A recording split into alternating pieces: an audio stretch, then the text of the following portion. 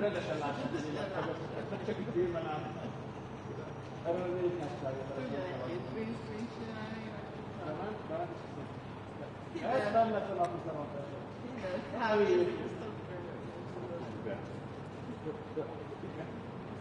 Nem lesz a napi szemantásra. Ezek azt látnak, hogy is lesz, hogy nem melegít. Igen.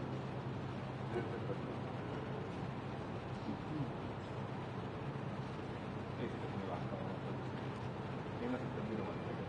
Azt hiszem, megfordulva van a változóban. Ez hiszem, hogy fiatal nőként hiszem, mi a feladatot.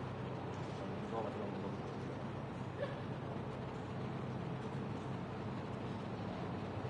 most ha valaki olyan, hogy azt majdnem megmenekített volna látni, hogy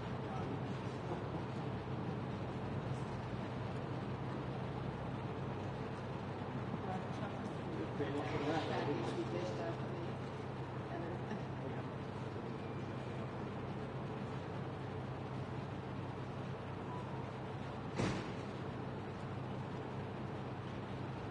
szerintem korábban is. Nem már. Ugye? Arra emlékszem, hogy 52-kor volt olyan, hogy lehetett tartani. De itt már akkor is. csak maga az elve, nem hogy Továbbra is értelmezés, már két értelmezés kezdtem. Ezzel nem igaz.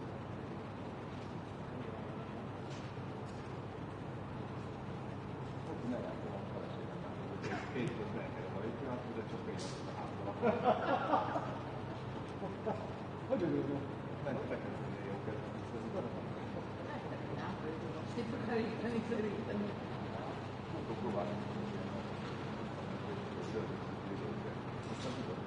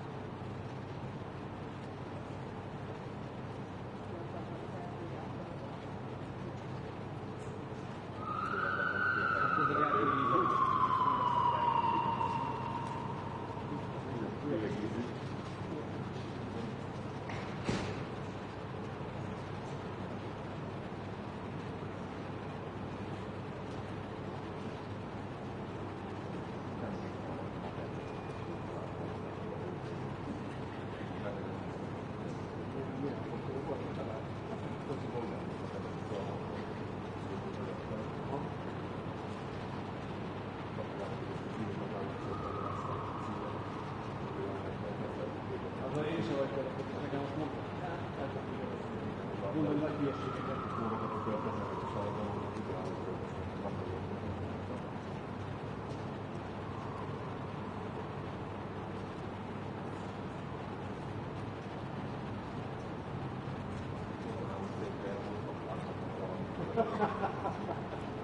Amit értek. Igen, ugye megnéztem a dolgokat, hogy dolgozók voltak, mert ha, nem tudjuk jövőre, hogy támogatnak.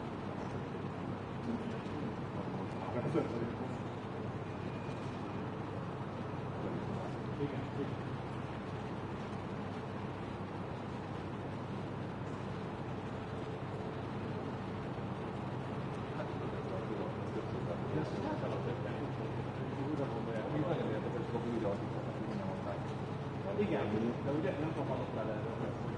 Igen, lesz jár, vagy nem jár, vagy nem jut, még nem tudom, hallottak, de úgy a mondani. De mi? Hol az okosak a másik oldalon? Remények kívül. Tudom, hogy azt mondani.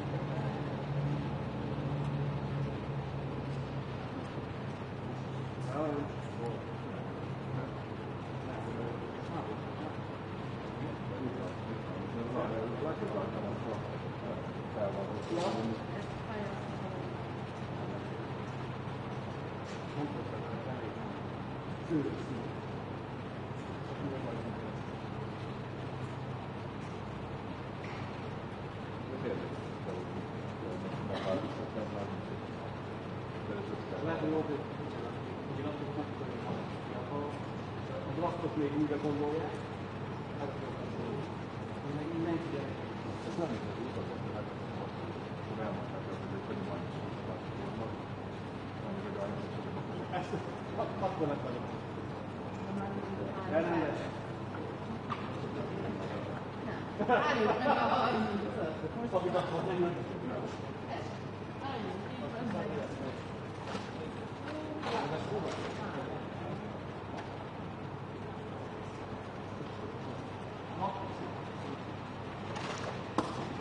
És nem jutottak ki? A jó Isten mondta fel.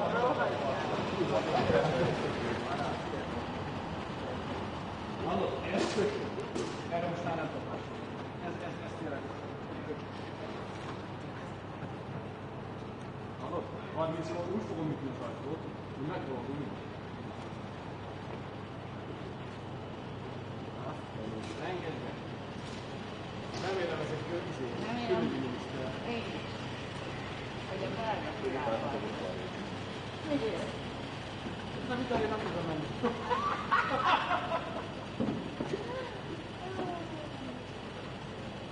Nem értem.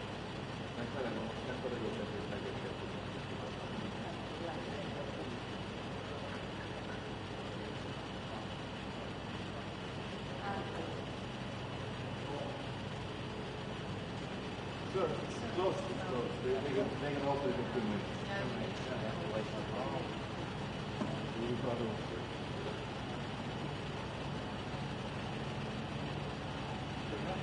Oh yeah.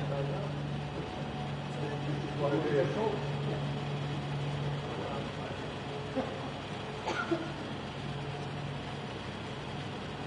Yeah, man.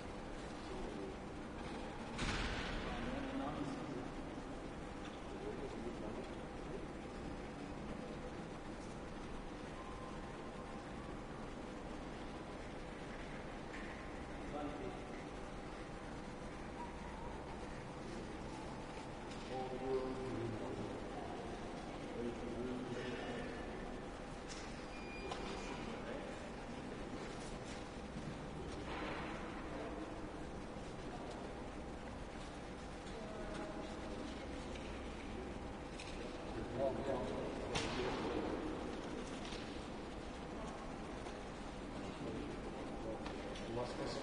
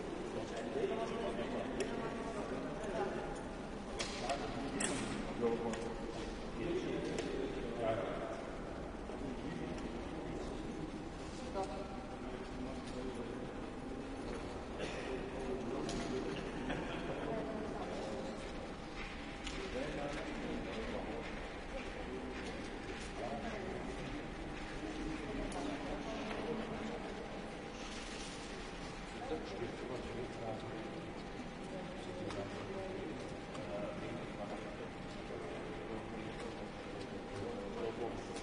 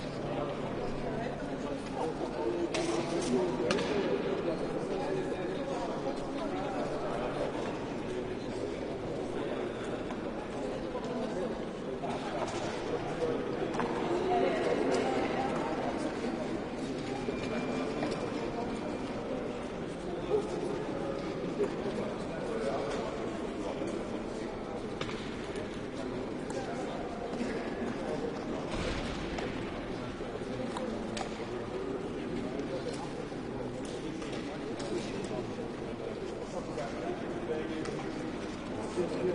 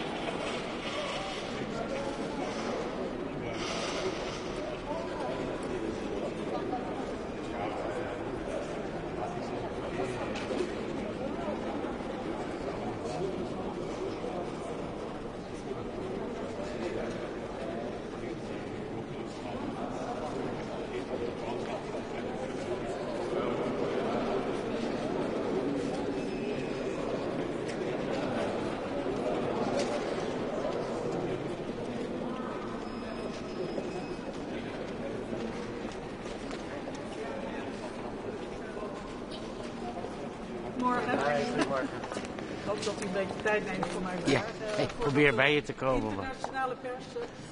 Wat vindt u van het plan zoals dat in de Financial Times heeft staan over 28 punten plan van Poetin over eventuele vrede in Oekraïne? Nou, het is lastig om over te speculeren, want ik heb het plan nog niet gezien. Op zich is het altijd goed als gewerkt wordt aan een plan. Uiteindelijk moeten we komen tot een onderhandelde vrede en een staakt het vuren. Maar heel belangrijk is natuurlijk wat Oekraïne hiervan gaat vinden en hiermee gaat doen. Dus ja, het is even afwachten nu wat de volgende stappen worden. De EU heeft altijd gezegd geen vrede voor Oekraïne zonder Oekraïne. Klopt. Het lijkt nu toch een beetje dat Oekraïne aan de zijkant is gezet. Wat is het daarvan? Nou, ik weet niet hoeveel contacten er zijn geweest gedurende het opstellen van dit plan. En bovendien, het plan is ook nog geen realiteit. Dus dit is ook de fase om Oekraïne daarbij te betrekken. En onderdeel van het plan zou toch wel zijn status quo van de verovering van de gebieden, de halvering van de Oekraïnse leger. Kunt u daar niet iets over zeggen? Nee, omdat ik niet meer weet dan u. Dus ik lees ook alleen maar flarden die naar buiten zouden zijn gekomen of zijn gedekt uit het plan. Ja, dat is onvoldoende grond voor mij om daar echt een oordeel over te vormen. Vandaag gaat het ook over hulp aan Oekraïne. Er zijn plannen om de schaduwvloot. Kunt u daar iets meer over vertellen? Wat wil Nederland daarin? Ja, verschillende dingen. De schaduwvloot harder aanpakken, daar zijn we allemaal voor. Ik denk dat er nu vandaag gesproken wordt over best practices. Wie doet wat? Hoe kunnen we dat beter op elkaar afstemmen? Zijn er landen die methodes hebben gevonden om nog sneller, nog harder op te kunnen treden? En waar we het allemaal over eens zijn, gewoon meer schepen op die listinglijst. Want dat werkt gewoon. Het tweede punt is hoe gaan we Oekraïne helpen financieel gezien het komende jaar. Nou, daar wordt natuurlijk gesproken over een aantal opties. Waaronder het inzetten van de frozen assets, de reparatieleningen.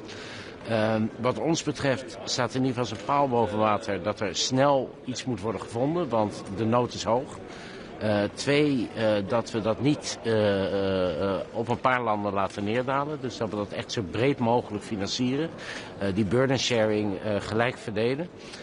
Ja, en dan maakt de optie mij niet zo heel veel uit. We moeten gewoon kijken hoe komen we snel tot het einde. Oké, maar die schaduwvloot die zou dan niet in een 20e sanctiepakket hoeven, maar helemaal los daarvan?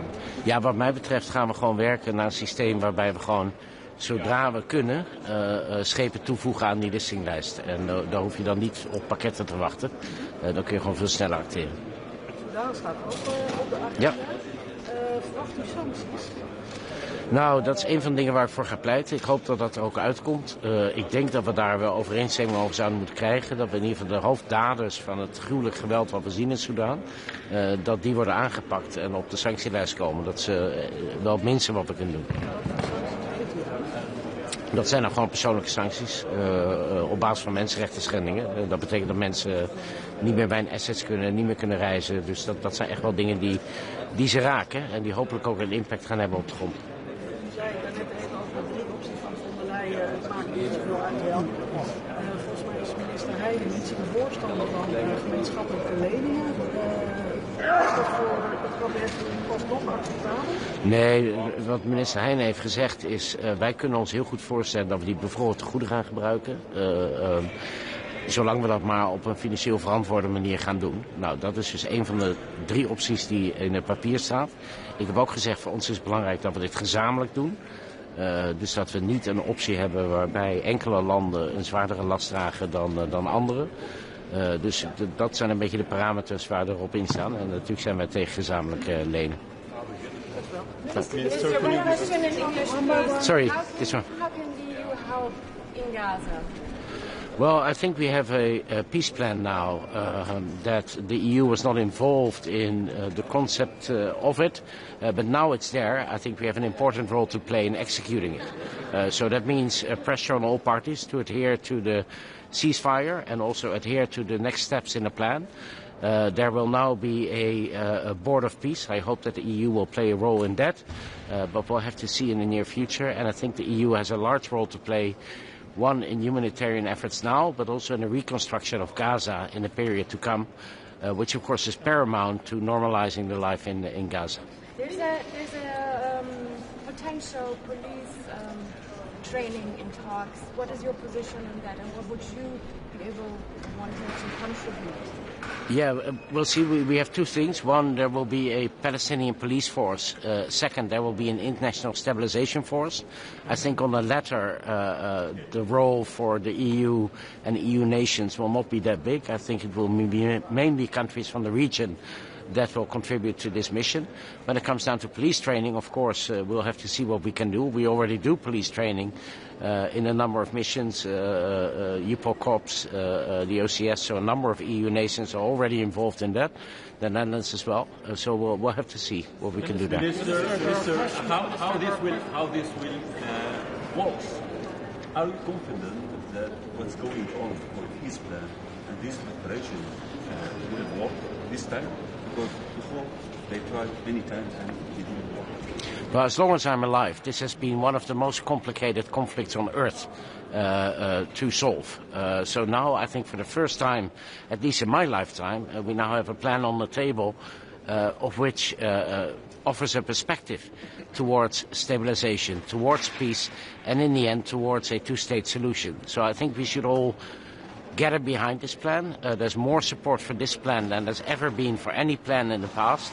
That should give us hope and determination to follow it through. Minister, it won't be easy, but it needs to be done. Minister, is the ceasefire holding? Because we hear about strikes, we hear about Israeli strikes in Gaza, and more civilians still dying. So is there actually a ceasefire? I think the ceasefire is holding. You will always have violations of the ceasefire, and this is not Israel only violating it. This is also Hamas violating it. So there are rules adhered to the ceasefire. Parties need to stay behind certain lines. There cannot be offensives in one direction. Yeah, if those are violated, and that happens on an individual basis, then there will be a reaction. But that doesn't mean that the ceasefire as such doesn't hold. I think all parties are still committed to making it work. Axios reported yesterday that Trump, Russia and the US has been coordinating a peace plan for Ukraine without involvement of the Europeans or Ukrainians. Have either you or do you know of any of your colleagues have been briefed on this matter so far? And has any Europeans been involved at all in the drafting of this plan? I can't speak for all Europeans, but to speak for the Netherlands, no, we have not been involved. I don't know what the involvement of Ukraine has been in this plan, but obviously for us it's important that whatever peace plan is on the table, that Ukraine is behind it. This is up to Ukraine. It's about Ukrainian territory. It's about Ukrainian sovereignty. So without a buy-in of Ukraine, you won't get the support of the Europeans. Are security guarantees for Ukraine ready, or it's still on the paper? Sorry, can you repeat it? Are security guarantees for Ukraine ready, or is still on the paper in the case of immediate ceasefire potentially? Well, it's far too early to say. The 28-point peace plan, I haven't seen it yet. In general, let me say, everyone that wants to bring peace closer, I applaud the efforts because there needs to be an end to this war. But as I said, it's important now that Ukraine is involved and that we get to a ceasefire that makes a just but also a durable peace in Ukraine. One of the points is to reduce Ukrainian army. Do you think you back that, or to reduce its some kind of weapons it has? I've only heard bits of the peace plan through the press. So for me it's too early to say what's actually in the plan and how does that relate to each other. I'm not going to comment on snippets of the plan. It's far too early. I want to see the whole plan in coherence and know what Ukraine thinks about it. The reaction on the corruption scandal in Ukraine, how can it affect support for Ukraine? Well, we all know that corruption in Ukraine has been a problem, still is a problem. I think the only good news here is that the agencies responsible for tracking down corruption have started this investigation, have not shied away from looking at people in power that they suspect of corruption. So I think that's good. But in general, of course, this is not a good sign for those of us who support Ukraine in large quantities to see that corruption is snipping away at the money that is going towards Ukraine. So that needs to be combated. And I expect President Zelensky to have a very tough stance on this and act. The parliamentary election. Sorry, we have to leave now. The parliamentary election is. Can it? Can it have an effect for support? Well, it shouldn't, and that's why it's so important that President Zelensky now acts decisively and shows us that we can have confidence that corruption will be combated. Thank you. Thank you. Thank you. Minister, sorry.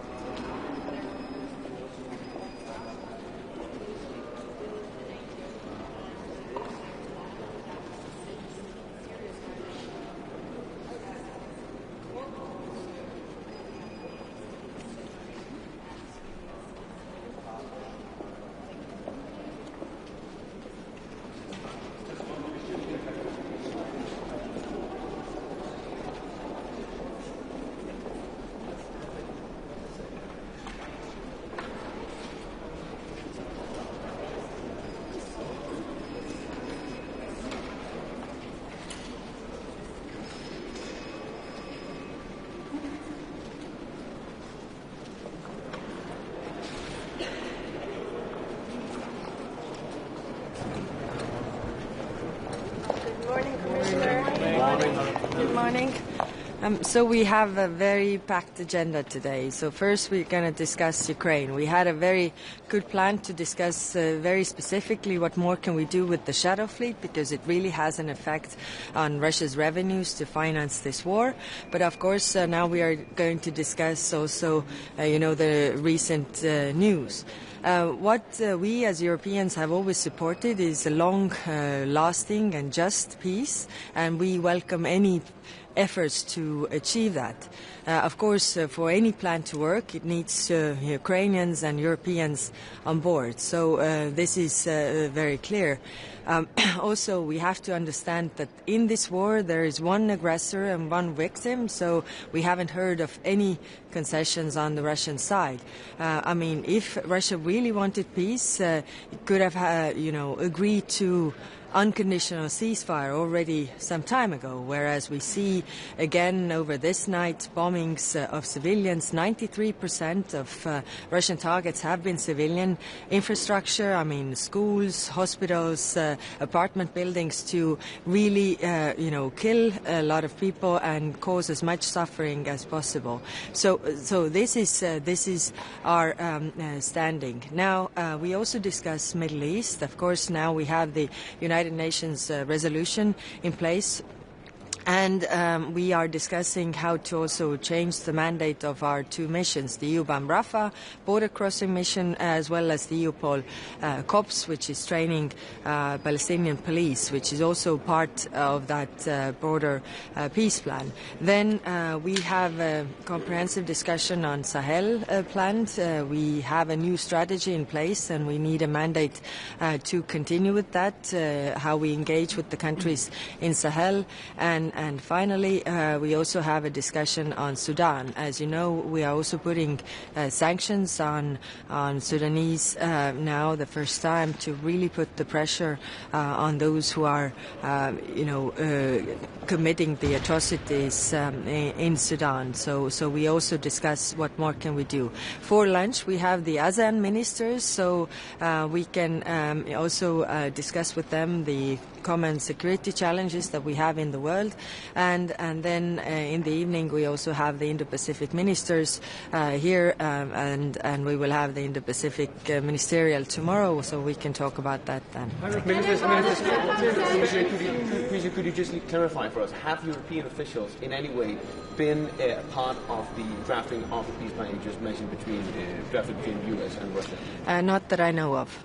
Madam Palace, what about sanctions on Police forces that are going to be trained. Can you be a bit more concrete? Where is it going to happen? Who's going to be involved?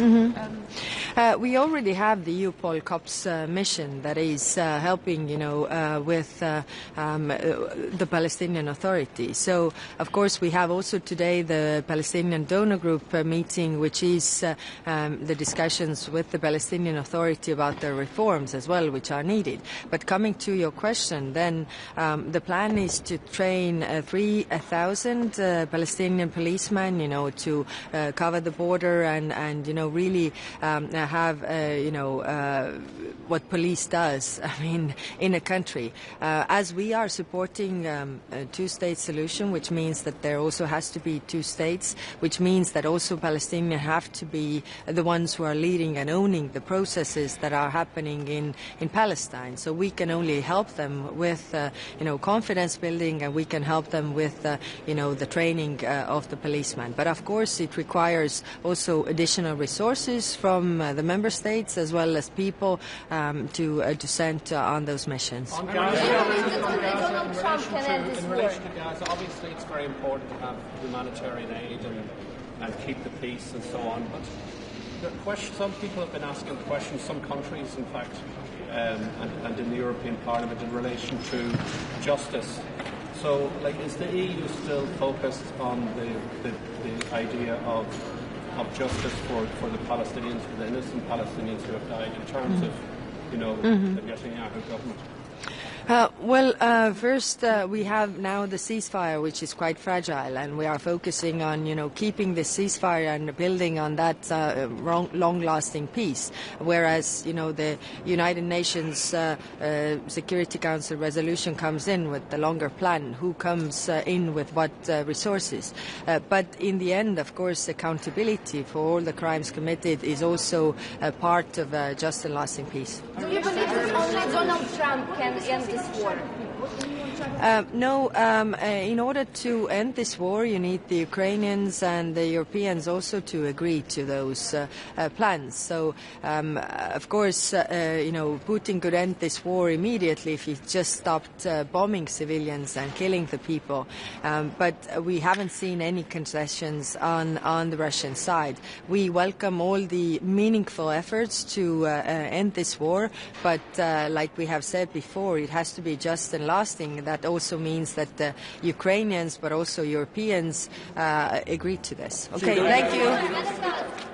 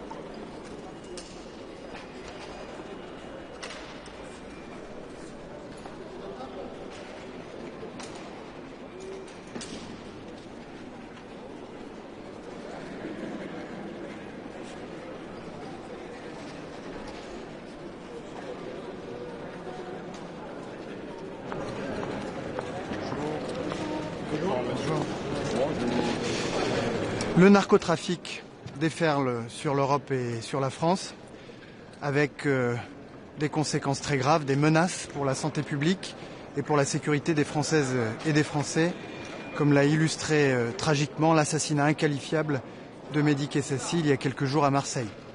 Face à ce fléau, le gouvernement entend agir avec la plus grande fermeté.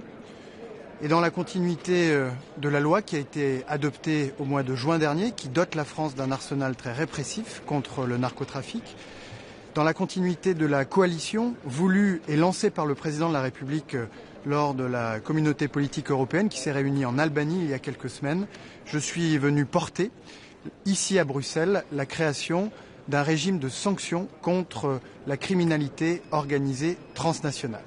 Ces sanctions viseront des criminels réfugiés à l'étranger et leurs soutiens, qu'ils soient responsables de trafic de stupéfiants, de trafic d'êtres humains, de migrants ou de trafic d'armes.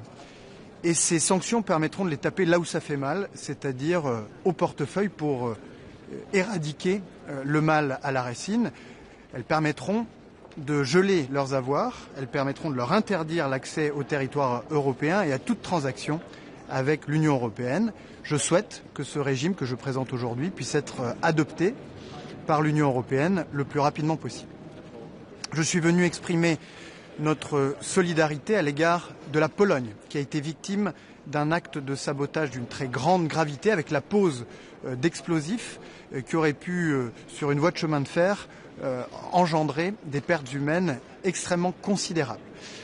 L'enquête établira les responsabilités de la Russie dans cette affaire et nous nous tenons aux côtés de la Pologne pour prévenir et contrer ces attaques hybrides à l'avenir. S'agissant de l'Ukraine, nous voulons la paix. Les Ukrainiens veulent la paix. Nous voulons une paix juste qui respecte la souveraineté de chacun. Nous voulons une paix durable qui soit entourée des garanties nécessaires pour prévenir toute nouvelle agression par la Russie de Vladimir Poutine. C'est dans cet esprit que nous poursuivons le travail pour soutenir l'Ukraine sur le plan financier avec un prêt de réparation qui mettra l'Ukraine à l'abri de toute difficulté financière pour les 3 années qui viennent. Je souhaite que ce prêt de réparation puisse être adopté avant la fin de l'année. Et puis soutien sur le plan militaire, comme l'a illustré la visite du président Zelensky à Paris ce lundi, où des coopérations en matière d'équipement mais aussi en matière de drones ont pu être actées. Pression sur la Russie avec de nouvelles sanctions que nous adoptons aujourd'hui contre 6 magistrats responsables de procès politiques, contre 4 officiers pénitentiaires responsables de mauvais traitements à l'égard de prisonniers politiques en Russie. Le travail sur le 20e paquet de sanctions dont nous espérons le voir aboutir avant la fin de l'année. Et puis le travail sur l'entrave à la flotte fantôme, ces navires que la Russie utilise pour contourner les sanctions européennes, mais aussi les sanctions américaines, dont je rappelle qu'elles entrent en vigueur aujourd'hui contre les 2 principales entreprises pétrolières, Lukoil et Rosneft. Et puis notre 3e axe d'effort, soutien à l'Ukraine, la pression sur la Russie, c'est de préparer la paix. Le président de la République a accueilli le président Zelensky lundi au Mont-Valérien à Paris, où se trouve le quartier général de la force multinationale qui est en train, avec une 60aine d'officiers militaires venant d'un grand nombre de pays membres de cette coalition, de planifier la régénération des forces armées ukrainiennes et les forces de réassurance qui pourront être déployées dès le cessez-le-feu obtenu. À Gaza, nous avons salué l'adoption par les Nations Unies du plan de paix des États-Unis et je dénonce les violations du cessez-le-feu intervenues hier qui ont fait un grand nombre de victimes. Toutes les parties doivent respecter strictement le plan de paix des États-Unis qui est désormais endossé par les Nations Unies et la France et l'Europe doivent prendre toute leur part dans la mise en œuvre de ce plan de paix. C'est bien notre intention. Et sur le plan de la sécurité, nous soutenons l'objectif de formation par des forces européennes juste de 3000 policiers, forces de sécurité palestiniennes, et la France se tient prête à déployer une centaine de gendarmes dans les territoires palestiniens à cet effet. Nous soutenons sur le plan de l'administration et de la gouvernance à Gaza les efforts consistant à réformer l'autorité palestinienne. Le président de la République a annoncé la création d'un comité conjoint pour avancer le travail de réforme constitutionnelle et institutionnelle de l'autorité palestinienne, pour la réformer et la renforcer de manière à ce qu'elle puisse, le moment venu, prendre ses responsabilités en matière d'administration à Gaza. Et puis enfin, sur le plan humanitaire, nous avons annoncé que notre contribution cette année serait à la hauteur des années précédentes et nous entendons pouvoir, aux côtés de l'Égypte, co-organiser cette conférence dédiée à la question humanitaire et à la reconstruction d'ici la fin de l'année. Un mot sur l'Afrique, où le président de la République a entamé une tournée qui va l'emmener en Afrique du Sud pour le G20, au Gabon, puis en Angola pour le sommet des pays européens et des pays africains. Nous suivons avec une grande préoccupation la dégradation de la situation sécuritaire au Sahel et plus particulièrement au Mali, où nous avons condamné la détention par les autorités maliennes de notre ressortissant, pourtant sous statut diplomatique, une détention qui a été condamnée à l'unanimité des États membres de l'Union européenne. Nous constatons aussi l'échec absolu de la Russie, qui avait promis aux autorités des pays du Sahel de pouvoir les épauler dans la lutte contre le terrorisme, et le résultat, c'est que partout, le terrorisme progresse. Et puis, un mot sur le Soudan. Après la chute de la ville d'El Fasher dans le Darfour, la situation humanitaire, qui est la plus grave dans le monde aujourd'hui, s'est encore dégradée.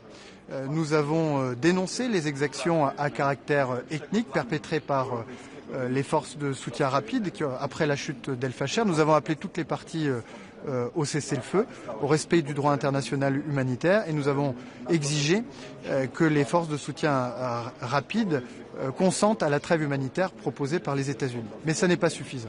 Et c'est pourquoi je propose aujourd'hui que nous puissions placer sous sanction le numéro 2 des forces de soutien rapide, qui est responsable des atrocités qui ont été commises, parce que de telles atrocités ne peuvent rester impunies. On the Middle East, last week, the Iraqi election have concluded. What message do you have for the bad actors will find new ways of being bad. Vous savez, les élections se sont tenues, un gouvernement doit être formé, la France se tient aux côtés de l'Irak, comme c'est le cas depuis longtemps, et dans les temps prochains, nous espérons pouvoir organiser, tenir cette conférence de Bagdad pour sa prochaine édition et pouvoir poursuivre le travail avec les autorités irakiennes pour continuer à renforcer à la fois l'économie et la souveraineté du pays. Monsieur le ministre, une question rapidement. Est-ce que vous avez entendu parler de ce plan de paix qui est en négociation entre les États-Unis et la Russie, ou est-ce que vous avez entendu quelque chose sur ça?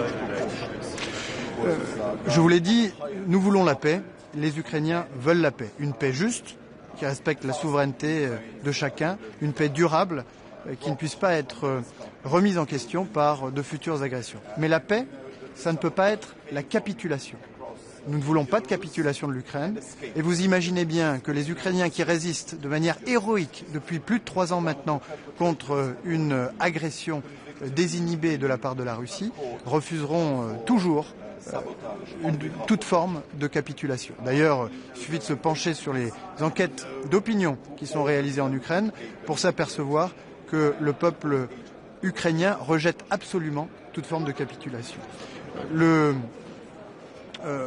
principe d'une paix doit commencer par un cessez-le-feu sur la ligne de contact qui permettra d'engager les discussions sur la question des territoires et sur la question des garanties de sécurité. C'est ce que nous avons toujours dit, c'est ce que l'Ukraine a toujours dit. L'Ukraine a marqué sa disponibilité à entrer dans ce type de discussion, l'a fait depuis le 9 mars dernier à Jeddah. Et ce que nous constatons, c'est qu'aujourd'hui, c'est la Russie de Vladimir Poutine qui constitue un obstacle à la paix. You said that there will be gendarmerie deployed to the Palestinian territories. What exactly will be their role? Will they be training Palestinian policemen, and where would that happen? We will take our part in the implementation of the peace plan proposed by the United States that we have fully supported since day one. This includes supporting humanitarian efforts and reconstruction. This includes supporting efforts to establish a governance, to reform the Palestinian Authority, to strengthen it in order for the Palestinian Authority to be in charge when times come. And this includes contributing to the security in Gaza by training and equipping the Palestinian police. We support the objective of the European Union to train up to 3,000 policemen and security forces, and we stand ready to deploy 100 French policemen in Palestinian territory to contribute to this European objective. Monsieur le ministre, dernière question sur le Sahel. Est-ce que vous pensez avoir la même vision pour cette région que les autres États membres? Je pense que personne ne me contredira ici, à Bruxelles, lorsque je dis que la Russie a échoué à tenir ses engagements pris auprès des autorités des pays du Sahel, de leur permettre de contenir la progression des groupes terroristes qui aujourd'hui au Mali encerclent la capitale et opèrent un blocus énergétique qui menace la stabilité du pays et la sécurité de celles et ceux qui y vivent. Par ailleurs, comme je vous l'ai dit, tous les pays membres de l'Union européenne ont dénoncé la violation par les autorités maliennes, par la détention de notre compatriote sous statut diplomatique, de toutes les règles, de tous les statuts internationaux qui protègent les personnels diplomatiques autour du monde, quel que soit le pays. Donc je crois que ce que j'ai dit trouvera un écho extrêmement important dans l'enceinte du Conseil des affaires étrangères de l'Union européenne.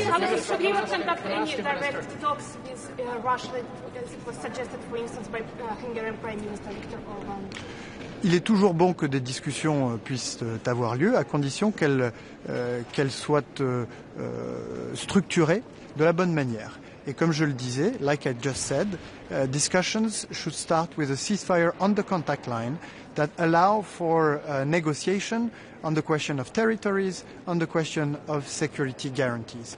We have said that, the US have said that, President Trump has said that, and Ukrainians are ready for this. The only obstacle to such ordered discussions so far is Vladimir Putin. Minister, has the situation in Gaza damaged relations between Israel and France? I think that we are all pursuing the same goal here, peace and stability in the Middle East. France, with Saudi Arabia, has led an international effort to design a formula aimed at condemning Hamas, calling for its disarmament, exclusion of all future role in the governance of Gaza in the future, and to invite Arab countries of the region to express their willingness to establish normalized relationship with Israel and to enter alongside Israel and the future state of Palestine in a common regional architecture. Our efforts with Saudi Arabia have led to the first condemnation of Hamas at the United Nations. All our efforts are aimed at providing security for Palestinians, but for Israeli long term. And this is the spirit in which we intend to cooperate with the Israeli authorities as we take part in the implementation of the American peace plan that they have themselves adopted. What do you think about Stephen Witkoff and his influence in peace process? Again, discussions are needed for us to reach a just and durable peace in Ukraine. They should start with a ceasefire on the contact line that allow for orderly discussions on the question of territories and security guarantees. What does it practically mean for Moldova to be part of the Schengen military concept, even as an observer? But what does it practically mean? It's a new step in the direction of accession to the European family. The Moldovan authorities have done a great job in doing the efforts, making the reforms necessary for such an accession. We have supported them despite of huge pressure by Vladimir Putin and Russia, including on the political process. And so we welcome this entry and this new development that is consistent with the Moldovan people aspiration to accessing the European family. Minister, and on Georgia, Minister. I mean, this is not the first Witkoff peace plan that we've heard about in the media, but doesn't this describe the problem that the Americans, the Russians, and Ukrainians are negotiating, and the Europeans are reading about it in the media? The Europeans are playing a very significant role in this process. The best illustration for that is the decisions we're taking today on sanctioning Russian officials, the preparation of the 20th package of sanction, our work on the shadow fleet. This is for pressure on Russia, and our work to support Ukraine with the preparation, the reparation loan that is currently being negotiated here in Brussels, and that hopefully will be adopted by the end of the year. These are very structural dimensions of the issue that Europeans are working on. Minister, and on Georgia also, how do you evaluate the situation in Georgia? Because we have daily new and new repressive laws. So can we expect some steps from you? And what will be your message to Georgian people and civil society and independent media? So on the messages to the Georgian people, we praise their dedication to freedom and democracy. And as far as the authorities are concerned, we have had several occasions. I have had several occasions to express our views directly to those that are concerned. One more question on Palestine. The Palestinian donor group is coming together today for the first time to also talk about financial contributions. Who exactly is all this money, all those contributions supposed to go in Gaza? Well, there is much to be done in terms of strengthening the Palestinian Authority, in terms of providing humanitarian help, development aid, and aid to reconstruction. This meeting of the Palestinian Donor Group will be a key building block of the International Reconstruction Conference that we will co-organize with Egypt and that hopefully will take place before Christmas. Thank you very much. Merci.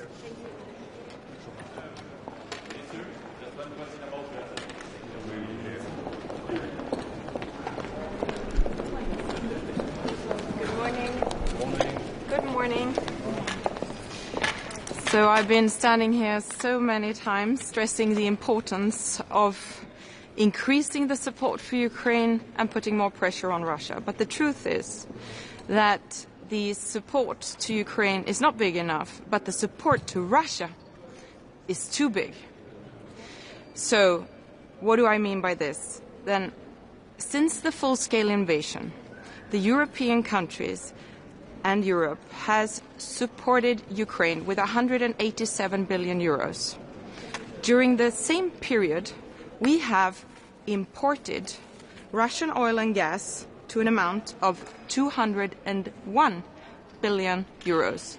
And then, if you add the other imports, then the total is 311 billion euros, meaning we end up on a negative support to Ukraine by 124 billion euros. Now, this is nothing but a disgrace. And now everyone is talking about the peace talks. And there will be no reasonable peace talks if we do not increase the support to Ukraine and the pressure on Russia. And one very good start would be to have the frozen assets used for the benefit of Ukraine. Thank you. Yes, but there's also some so-called American-Russian peace plan for Ukraine, which was going to freeze out Ukraine and the EU allegedly.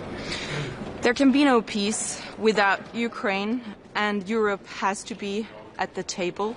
And like I said, there are a lot of talks about different talks.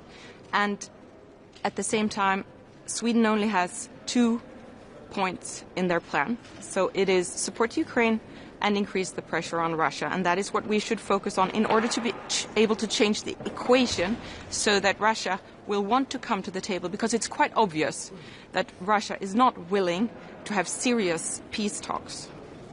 Minister, can a corruption scandal in Ukraine have effect to support? No, it shouldn't. It is very important to fight the corruption in Ukraine, and this is also important for their EU accession.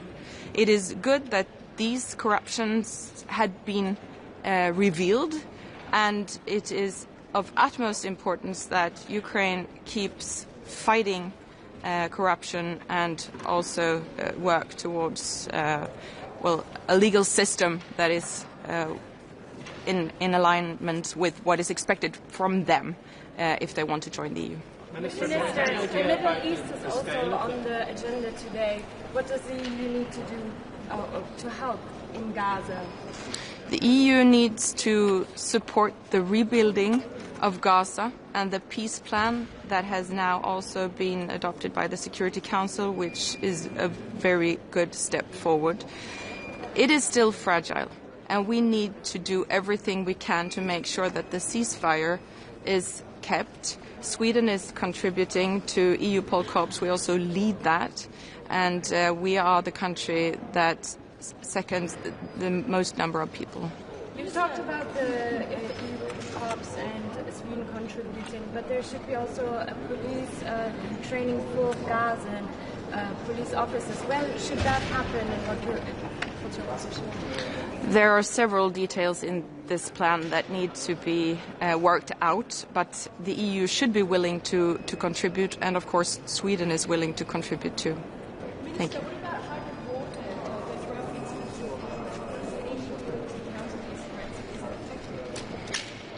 Now, this is extremely serious, and we have seen how Russia has escalated its hostile actions against European countries, and Poland has been hit very hard. I visited Monday to express our support, and the crucial thing is that we keep united and that we respond quickly, and there of course we need to also collaborate closely within the NATO, and I am glad that since the serious violation of Polish airspace, we have also taken up the Eastern Sentry, and Sweden is willing to contribute to that too. Thank you. Thank you.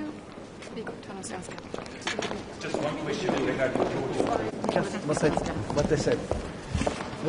Hej! Nu får du nog ta ett steg lite tillbaka som vi tar Okej. den först. Så vi tar den. Som... Min lilla skylt. Ja.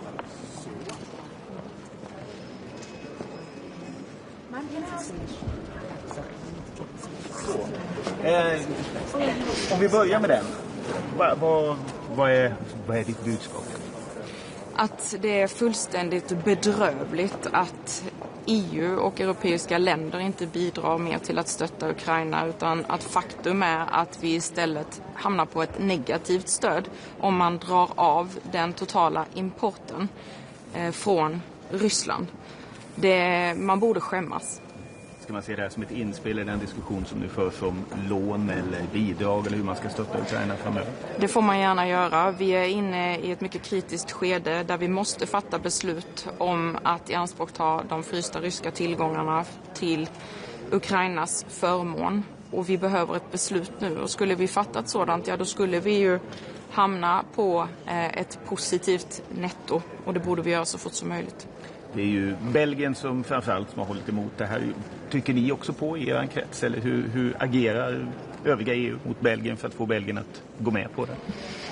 Det gör vi, och jag tycker att de har legitima invändningar så tillvida att de behöver ha backning av EU och andra EU-medlemsstater för att känna sig trygga när det gäller att släppa de här tillgångarna. Det står för en mycket stor del av deras BNP, och jag tycker att vi ska ställa upp så att de känner sig trygga med det här beslutet, och jag kommer att träffa min belgiska kollega idag för att diskutera detta.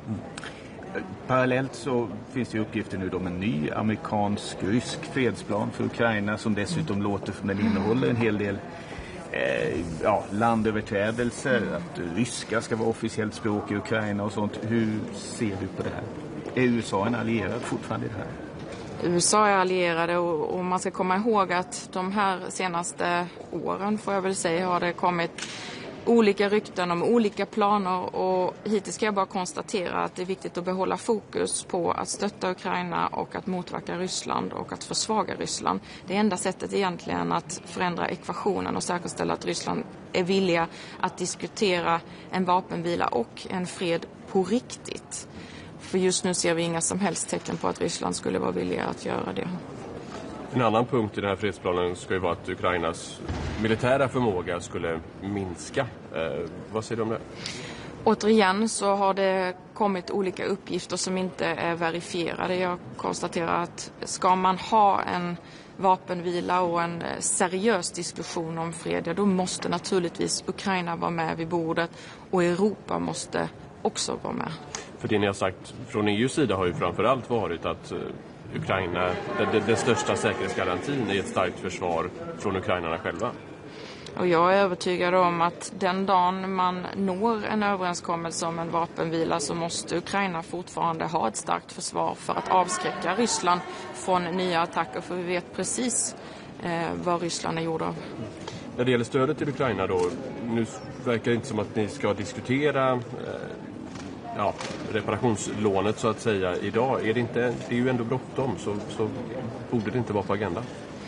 Jag kommer naturligtvis att ta upp hur angeläget det är att vi kan fatta beslut om de frysta ryska tillgångarna, det så kallade reparationslånet.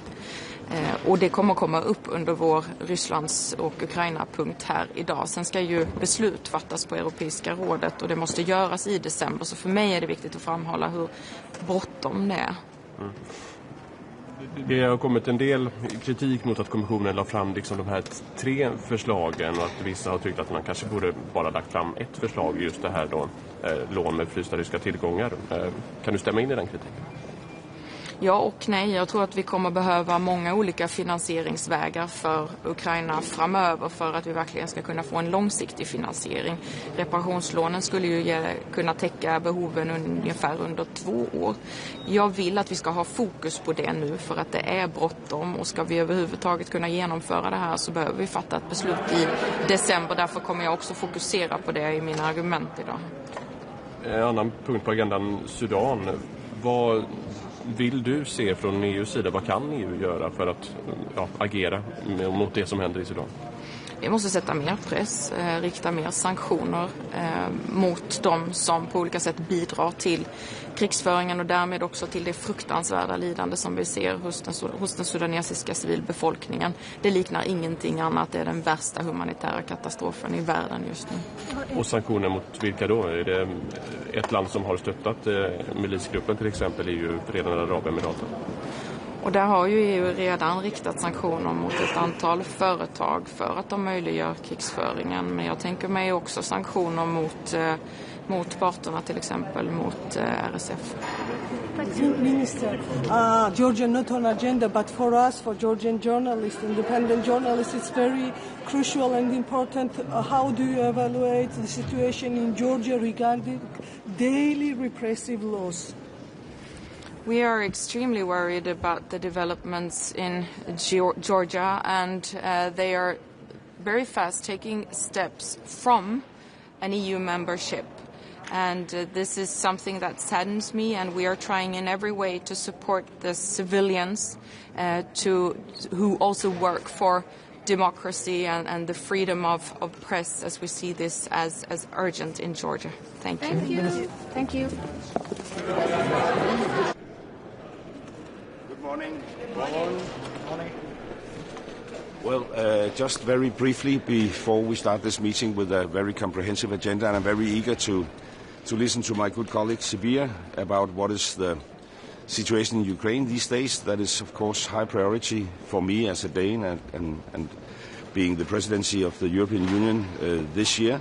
We want a lasting, just and fair peace in Ukraine. I have listened to all the rumors. Now we have to really find out what is ups and what is downs. I think it's important to emphasize that you can't bring peace to Ukraine without the Ukrainians and the Europeans. So we strongly support our Ukrainian friends, not least when it comes to all the financial issues. We are working hard on how to find a solution in the lead up to the next European Council meeting about a package where I think still an innovative use of the immobilized Russian asset is the key to success. And then the item about the Middle East and the peace plan in Gaza is important. I will travel there myself in a foreseeable future. We have deployed from the Danish Ministry of Foreign Affairs staff to the new civilian-military coordination center, which I think is key. I think we should discuss today how Europe, in the best possible way, can support this peace plan. It is the only plan on the table. We worked very hard, being an elected member of at the UN Security Council, to pass this resolution, so we now have a mandate. It could be stronger. We still have a lot of issues linked to how to integrate the Palestinian authorities in a long-lasting peace, but it is the best possible solution, and we should avoid a situation where the best become the enemy of the good. So I think now it's up to Europe to engage as much as possible and to look into where we can support this plan, whether it is enhancing our presence, training Palestinian police officers, increasing our humanitarian assistance, or what I think is very, very important, continue support to the PA reform process. So I'm looking very much forward to a comprehensive meeting today.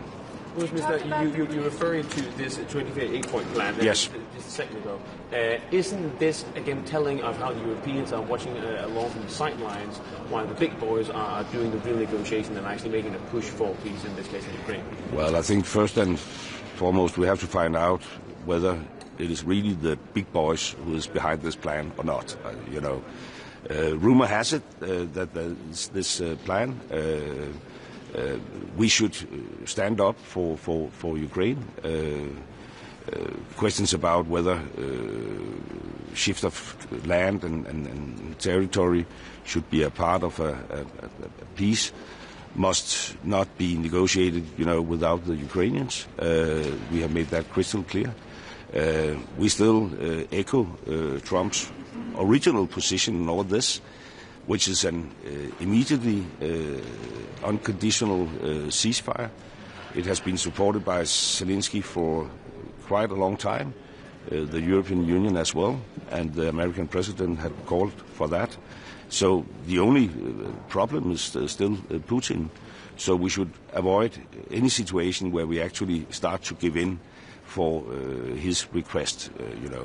The Russian economy is very, very weak. If we continue our sanctions, and I think we also have to discuss that today, could we, for instance, regarding the shadow fleet, create a more, how should I put it, efficient system where we increase the list automatically and not linked to the 19th, 20th, 21st sanction package? That could be a way forward. And if we could solve the midterm financial issues in Ukraine, which will allow them to defend themselves because they still have an unused capacity in the defense industry, I am still optimistic on behalf of Ukraine. On the situation in Gaza. Training with policemen in Palestinian territories. What would Denmark be willing to contribute, and where should this training happen? Well, I think we will contribute where we have our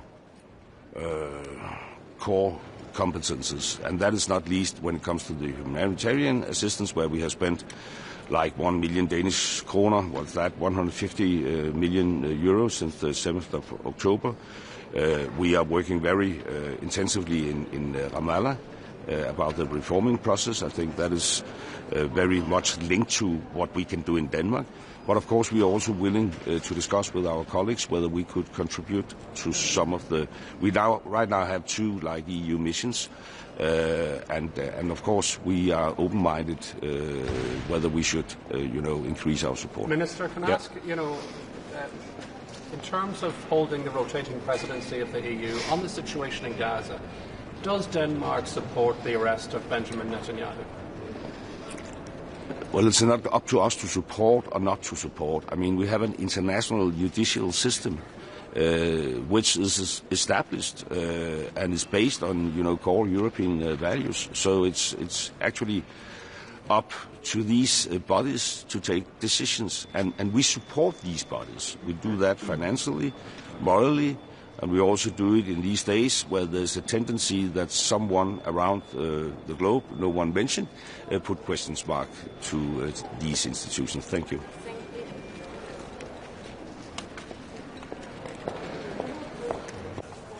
Good morning to everyone. So we will start with Russia's aggression against Ukraine. The European Union needs to step up its activities against Russian shadow fleet. Today with us will be Ukraine Foreign Minister Andriy Sybiha, and we will discuss the latest developments in Ukraine. When it comes to our readiness and to support Ukraine, it's unwavering support, and the European Union always has been supportive of just, comprehensive and lasting peace. For any planned peace to succeed, it must be supported by Europeans and European Union and Ukraine. So we will also discuss later on how to help to implement comprehensive peace plan for Gaza. in line with Security Council 2803 and adopted just this Monday. Later on, we will also address the situation, the dire situation in Sudan, and agree upon the new approach to the Sahel. We will have an opportunity also to hear for our friends from ASEAN with the view of making the EU-ASEAN partnership and more substantial and strategic. So, thank you so much. So we wanted to ask you a question about the shadow fleet. What's new? Yeah, just what I said. Hello, good morning. I'll make a statement in Greek. So, whoever speaks Greek is lucky now.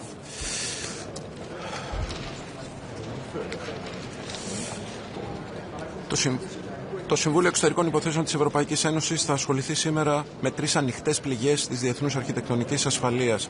Με τη Γάζα, με την Ουκρανία και με την υποσαχάρια Αφρική, με τη ζώνη του Σαχέλ και ιδίως με το Σουδάν. Σε ό,τι αφορά την Ουκρανία, υποδεχόμαστε την νέα πρόταση για την εκεχηρία στην Ουκρανία. Η Ευρωπαϊκή Ένωση και η Ελλάδα ήταν πάντοτε υπέρ κάθε προσπάθειας η οποία γίνεται για τη διακοπή των εχθροπραξιών, έτσι ώστε να ανοίξει ένα παράθυρο ειρήνης. Είναι αυτονόητο ότι θα πρέπει το οποιοδήποτε σχέδιο να τύχει της αποδοχής εκ μέρους της Ουκρανίας. Είναι εξαιρετικά σημαντικό να υποστηρίζουμε την εδαφική ακεραιότητα και να στεκόμαστε απέναντι σε οποιαδήποτε μορφή αναθεωρητισμού. Η Ελλάδα την προηγούμενη εβδομάδα για μία ακόμα φορά στάθηκε στο πλευρό της Ουκρανίας, εξασφαλίζοντας την ενεργειακή της επάρκεια για το επόμενο διάστημα μέσω μεγάλων συμφωνιών που υπογράψαν κατά τη διάρκεια της επίσκεψης του Προέδρου Ζελένσκι στην Αθήνα. Σε ό,τι αφορά την Γάζα, η Ελλάδα συνέβαλε καθοριστικά τόσο στην παραγωγή όσο και στην διαδικασία της λήψης της απόφασης του ψηφίσματος στο Συμβούλιο Ασφαλείας του Οργανισμού Ηνωμένων Εθνών. Πρόκειται για ένα σημαντικό παράθυρο ευκαιρίας το οποίο δεν πρέπει να παραμείνει ανεκμετάλλευτο. Θα πρέπει αμέσως να αναλυφθούν δράσεις έτσι ώστε να μπορέσουμε να διασφαλίσουμε την μακρά ειρήνη στην περιοχή. Είναι αυτονόητο ότι θα συζητηθεί το ζήτημα της μεταρρύθμισης της Παλαιστινιακής Αρχής. Η Παλαιστινιακή Αρχή θα πρέπει να έχει σημαίνοντα λόγο στην περιοχή μετά από την διαδικασία της μεταρρύθμισής της. Σε ό,τι αφορά το Σουδάν, όπου σήμερα σοβεί μια άνευ προηγουμένου ανθρωπιστική κρίση, είναι απολύτως αναγκαίο να ληφθούν άμεσα και ριζικά μέτρα έτσι ώστε να διακοπεί κάθε πράξη η οποία αντιβαίνει τον καταστατικό χάρτη του Οργανισμού Ηνωμένων Εθνών. Είχα την ευκαιρία εχθές να συζητήσω εκτενώς και να λάβω τις θέσεις του Υπουργού Εξωτερικών του Σουδάν. Η κατάσταση είναι εξαιρετικά κρίσιμη. Η Ευρωπαϊκή Ένωση οφείλει να έχει έναν άμεσο και ενεργό ρόλο έτσι ώστε να σταματήσει η αιματοχυσία, να διακοπεί οποιαδήποτε ανθρωπιστική κρίση και να προστατευτούν μετακινήσεις πληθυσμών που μπορεί να προκαλέσουν και μεγάλα μεταναστευτικά ρεύματα. Η Ελλάδα είναι ενεργώς παρούσα σε μια κρίσιμη γεωγραφία με δομημένες διπλωματικές συμμαχίες, με ένα μεγάλο διπλωματικό κεφάλαιο από τη συμμετοχή της σε διεθνείς οργανισμούς. Θα συνεχίσει να στηρίζει το διεθνές δίκαιο υπέρ της ειρήνης και της ευημερίας των λαών. Ευχαριστώ. Thank you. Se bude mluvit o stínové flotile, co očekáváte od té diskuze? Je to tradiční diskuze k ruské agresi proti Ukrajině, proti Evropě. Uvidíme. Myslím si, že ta diskuze může být i poznamenána těmi informacemi, které se objevují od včerejška o nějakém rusko-americkém plánu, který, pokud by se to potvrdilo, tak to opět je o Ukrajině bez Ukrajiny, což jsem už mnohokrát říkal, že je princip, se kterým určitě jako česká diplomacie nesouhlasíme. Uvidíme, jaká poběží diskuze k sankcím. Česko je velmi aktivní, máme tam i vlastní návrhy. Až budou schváleny, tak je možná i odpoledne o nich promluvím. Já jsem četl něco o tom mírovém plánu, ale to se zdá, že to už jsme tady mnohokrát zažili. Je to asi aktivita pana Witkoffa. Do jaké míry vy to berete vážně na základě těch informací, které máte? Tak já to beru velmi vážně, protože byť ty informace jsou kuse a ne příliš potvrzené, tak to je opět takový ten mnichovský scénář. Předtím jsem opakovaně varoval a vždycky předtím budu varovat. Takže je to potřeba brát naprosto vážně. Ohledně podpory Ukrajiny, tam bude ještě jeden, jak se říká, anglický elefant in záměrů, a to jsou ta zmrazená ruská aktiva, kterých předpokládám se nějak dotknete. Vyvíjí se ta debata směrem k řešení v polovině prosince na summitu? Tak, to jste správně řekl, tady bude důležitá Evropská rada. Existuje určitá sada variant, jak postupovat dále s financováním podpory pro Ukrajinu. Řekněme, že my velmi konstruktivně podporujeme všechny ty varianty, včetně využití zmražených aktiv. Nicméně potřeba na tom najít shodu. Takže já očekávám, že ta debata poběží dál. Já jsem se na to ptal minulý týden vašeho kolegy pana Stanjury, když tady byli ministři financí. Co když se vaše vláda dostane do situace, že bude třeba v této věci nějak rozhodnout, protože řekněme ještě v polovině prosince nebude v úřadu nový kabinet. Jak se k tomu postaví? Já bych teďka nespekuloval, budeme to řešit tak, jako jsme to řešili poslední 4 roky. Myslím si, že naše pozice je poměrně jasná a nechci teďka tady vytvářet nějaký konstrukt toho, jak my budeme rozhodovat. Jako v situaci, kdyby to rozhodnutí třeba záviselo potom na nějakých dalších rozhodnutích v poslanecké sněmovně, tak by to byla úplně jiná situace, než kdyby to mohla rozhodnout vláda. Odpoledne se v Bruselu koná velké setkání skupiny dárců pro Ukrajinu, až 60 zemí, většinou na úrovni ministrů zahraničí. Uvidím, zatím to neplánuju.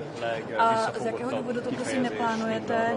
Není to vyjádření nějakého diplomatického postoje ze strany České republiky, když máte prostor a čas letět do Izraele na státní návštěvu, ale nikoli zúčastnit se tady v Bruselu tohoto setkání? Tak samozřejmě situaci na Blízkém východě sledujeme, konec konců Česko taky patří mezi donory, takže říkám, v tuhle chvíli to neplánuji, ale samozřejmě Česko bude účastnit té konference na jiné úrovni. Z jakého důvodu to neplánujete? V tuhle chvíli to neplánuji a jsme donorskou zemí i pro obnovu Gazy, takže ten důvod, řekněme, není vyjádřením toho, že bychom nepodporovali obnovu Gazy. Děkuji. Pane ministře, musím ještě krátce vrátit k sankcím proti Rusku. Ten 20. balíček, co Česká republika tam prosazuje, co bychom si tam představovali a kdyby podle nás měl být schválen? Vidíme, já nedokážu říct, kdy bude schválen. Tam, kde my se teďka hlavně zaměřujeme, tak jsou to třeba i lidskoprávní sankce ve vztahu k represivním orgánům v Ruské federaci, které se zaměřují vlastně na vytváření toho, co bychom velmi jednoduše mohli nazvat totalitou v Ruské federaci. Samozřejmě podporujeme i ostatní návrhy, které právě třeba směřují ke snižování Ruské federace vést válku proti Ukrajině a neznamená to, že nutně to jsou třeba návrhy, které přichází z Česka.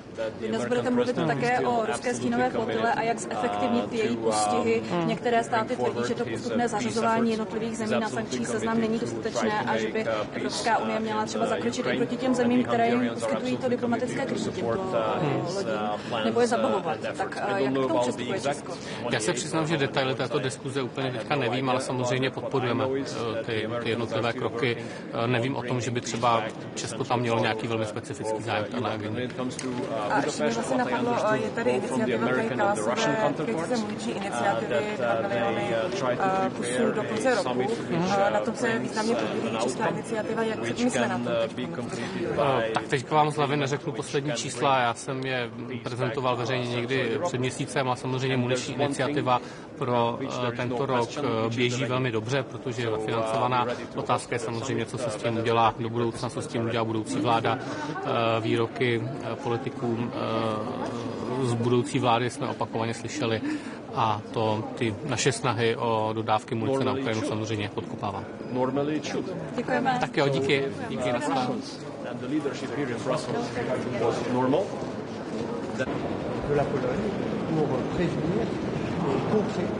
Dzień dobry Państwu. Jestem już po wczorajszej kolacji z sekretarzem generalnym Sojuszu Północnoatlantyckiego. Oczywiście to nie są jawne rozmowy, ale dzisiaj spotkanie Rady do Spraw Zagranicznych Unii Europejskiej. Na agendzie oczywiście Ukraina. Zbriefuję, jeśli chodzi o akt terroryzmu państwowego w Polsce w wykonaniu wynajętych przez GRU sabotażystów, ale także inne kwestie związane z też niepokojącymi wydarzeniami w Afryce oraz z partnerstwem Unii z rejonem Indo-Pacyfiku. Paní One at a time, please. No, po pierwsze, zarówno na poziomie politycznym, jak i na poziomie służb państwowych musimy się wymieniać rzetelną, precyzyjną informacją co do rosyjskich metod, bo przecież Polska nie jest jedynym krajem, który jest celem rosyjskiej wojny hybrydowej. Mieliśmy już podpalenia, mieliśmy ataki nawet na prywatne domy polityków Wielkiej Brytanii, mieliśmy morderstwa, a to, co wydarzyło się na torach, gdzie była ewidentna intencja spowodowania ofiar w ludziach, jest bardzo poważną eskalacją. So what is your reaction on information that United States and Russia are preparing a peace plan in the war, but without Ukraine, without European Union? We commend peace efforts, but Europe is the main pair, the main supporter of Ukraine, and it's of course Europe's security that's at stake, so we expect to be consulted. And also, I hope it's not the victim that has restrictions on its ability to defend itself put on, but it's the aggressor whose aggressive potential should be restricted. Panie premierze, jeśli chodzi o reakcję Unii Europejskiej, wczoraj w Sejmie pan mówił, że będzie apelował, żeby były jeszcze większe ograniczenia dla rosyjskich dyplomatów. W 19 pakiecie jest nakaz informowania o wyjeździe.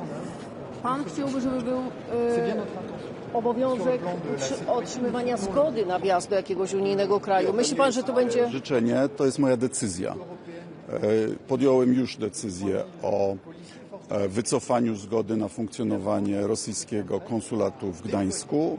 Moją kolejną decyzją jest, że Rosjanie będą potrzebowali zgody naszych władz na wyjazd poza Mazowsze i będę namawiał kolegów europejskich do podobnych uregulowań, tak aby Rosjanie nie mogli korzystać z dobrodziejstw strefy Schengen. Zamierzam też z budżetu, który już mam w Ministerstwie Spraw Zagranicznych, jeszcze przed końcem roku przelać $100 milionów na pomoc wojskową dla Ukrainy w ramach programu Pearl, z którego kupujemy amerykańskie uzbrojenie. First of all, to the best of your knowledge, do you know if any European officials have been included in the drafting of the 28-point peace plan? And not to my knowledge. Czy można prosić o komentarz do tego planu pokojowego? Oczywiście popieramy wszelkie wysiłki na rzecz pokoju, natomiast pamiętajmy, że to Europa jest głównym wspierającym w tej chwili Ukrainę, tak finansowo, jak i wojskowo, i to bezpieczeństwo Europy będzie zwiększone lub zmniejszone w rezultacie sposobu zakończenia tej wojny. Więc oczywiście jako Europa domagamy się włączenia w te decyzje. No i moim zdaniem to nie zdolność do obrony ofiary powinna być ograniczana, tylko zdolność do agresji agresora. Co może zrobić Unia, aby odstraszyć Rosję od takich aktów dywersji? Chodzi o kolejny pakiet sankcji, czy ma pan na myśli i różnego rodzaju... Nadzieję na mocny 20 pakiet sankcji.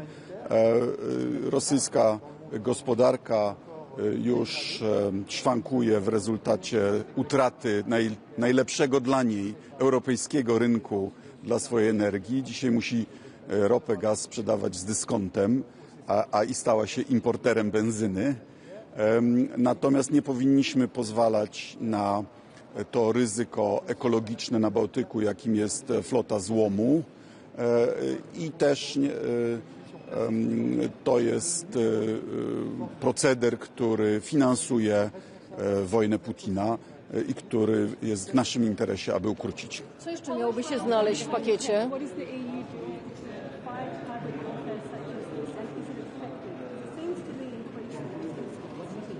Well, bad actors will find new ways of being bad.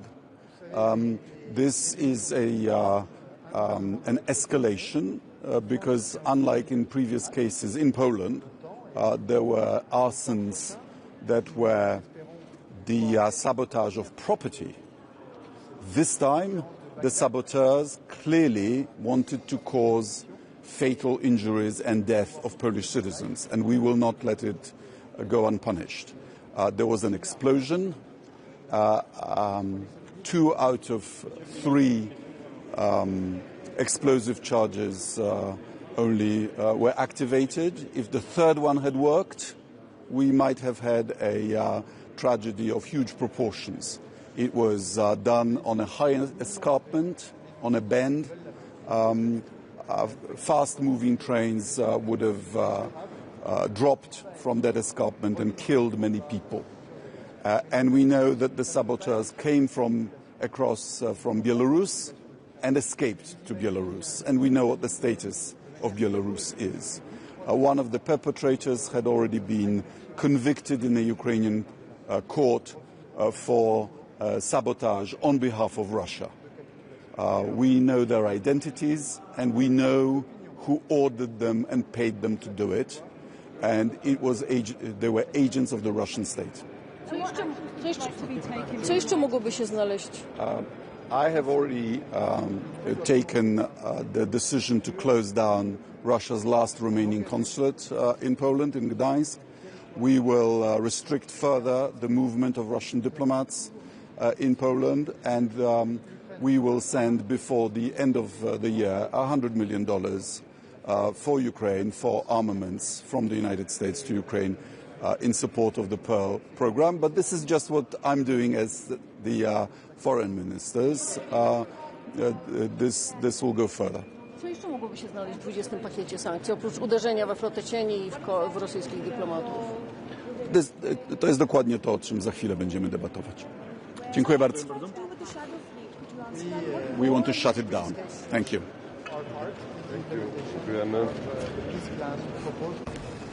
Csokolom, jó reggelt! Jó reggelt! Az Európai Parlament lesöpörte a patrióták javaslatát az asztalról, hogy vitázzanak az ukrajnai korrupcióról. Ön ma szóba fogja hozni ezt a kérdést?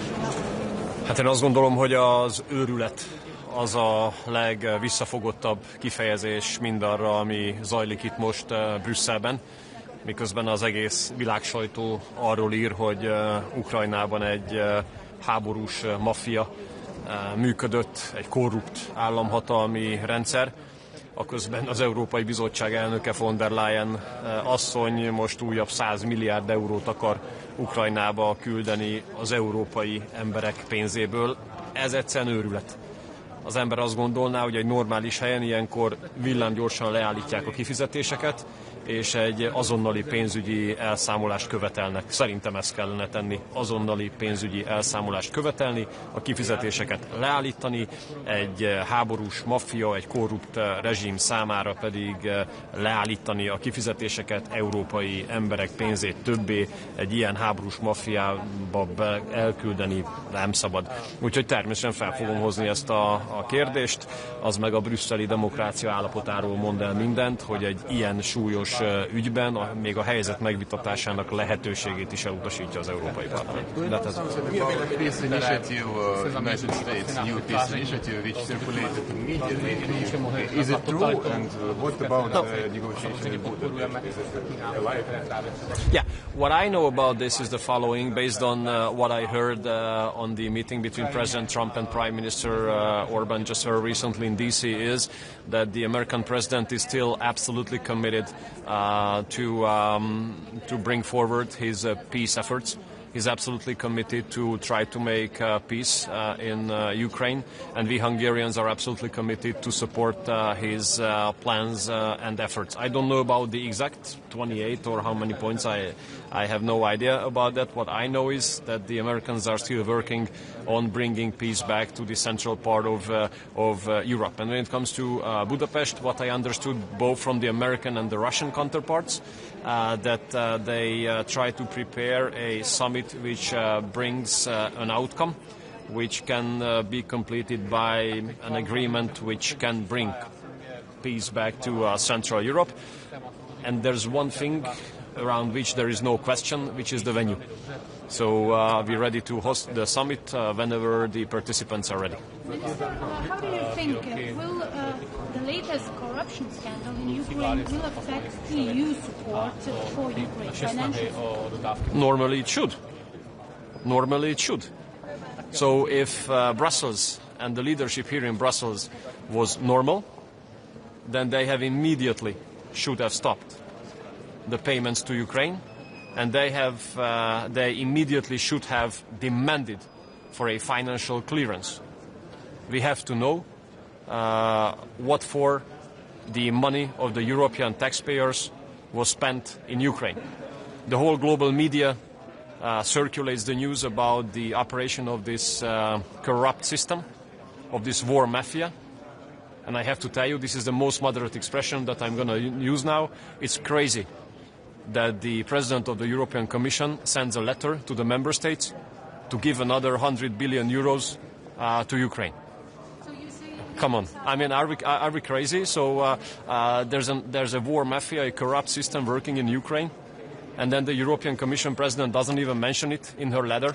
And instead of stopping the payments and demanding for immediate financial clearance, she wants to send another 100 billion to Ukraine. I mean, come on. This is insane. This is a scandal. Please, Hungary first. Mit jelent, miniszter úr, a háborús készülődés, illetve a központosítás szempontjából az, hogy a bizottság egy 48 órás vészhelyzeti mechanizmust szeretne a katonai konvojok mozgása tekintetében? Tehát, hogy tagállamokon át haladhassanak a katonai konvojok, annélkül, hogy a tagállamok erre külön engedélyt adnának.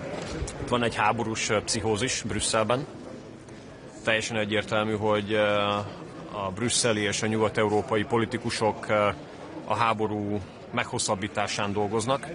Ez elképesztő, ez rendkívül veszélyes. Minden egyes ilyen intézkedés, ami újabb fegyverszállításokat, újabb pénzküldést irányoz elő, ami megkönnyíti a fegyverszállításokat, az mind-mind háborúpárti javaslat, mind-mind nagyon veszélyes.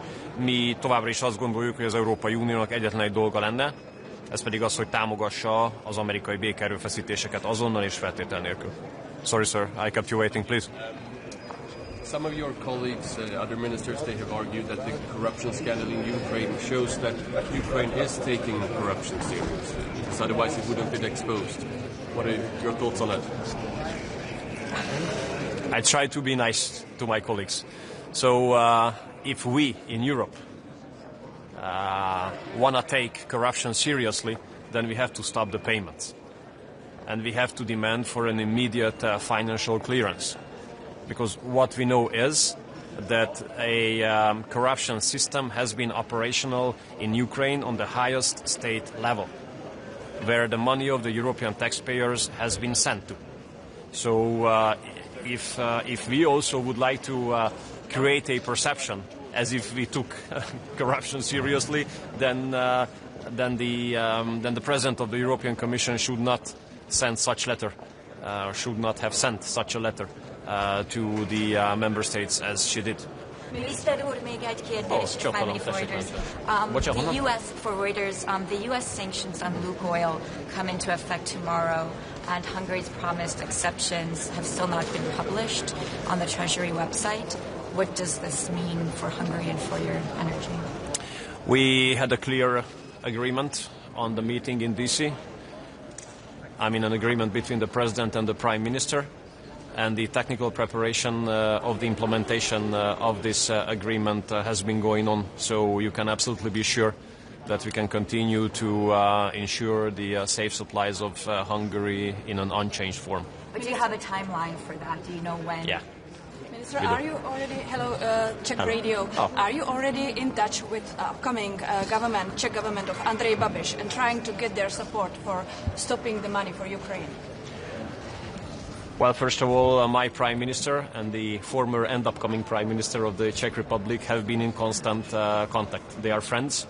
They are allies. They are both funders of the Patriots for Europe, so it's natural that there's a continuous contact between them. So they communicate regularly to each other, as we do communicate on different levels between Fidesz and ANO and the coalition partners. Of course, I myself congratulated to the new speaker. I myself congratulated to some of the new members of the parliament. And actually, we don't have to ask for support to our position here, because we understand that the upcoming Czech government is going to represent Czech national interest in a very determined way. And as far as I remember, those times when Prime Minister Babiš and Prime Minister Orbán were simultaneously in office, they have cooperated pretty well, and the Hungarian and the Czech national interests have fallen very close to each other on those most important dilemmas ahead of Europe. So I'm pretty sure that there will be a really great cooperation between Prime Minister Babiš, Prime Minister Orbán and Prime Minister Fico in the European Council. So dimensionally speaking, that's going to be a totally new situation. Free, strong, sovereignist, patriotic Central European prime ministers. That's going to be a different story compared to the current one. Minister, question about Russia. Please. Yes, please. The High Representative said that the time is not playing at the side of Russia. Do you think that the time really is not playing at the side of Russia? We see they are a bit relaxed, and even the American administration, they are not in a hurry. We see the comment of Mr. Orbán. Do you think the time is playing at the side of the European Union? My observation is that the establishment in Brussels, including the High Representative, has been living under illusions. They are living under illusions, especially when it comes to the war in Ukraine. The war has been going on for almost 4 years now, and Russia has been occupying more and more Ukrainian territories. So the issue is not that Ukraine would occupy Russia or would push back Russia, but Russia is occupying more and more territories in Ukraine. Plus, the sanctions have not pushed the Russian economy on its knees. So I think saying that the time is on the side of Ukraine is an illusion. Is an illusion. President Trump, he said as well that... Sorry, yes? President Trump said as well that success of Russia is not obvious, and that the gain is very modest. Trump said it. Yeah, but it's not in a collision, or it's not 180 degrees different compared to what I said now. What I said is that the time is not on the side of Ukraine. It is an illusion to say that the time is on the side of Ukraine. I just only said this.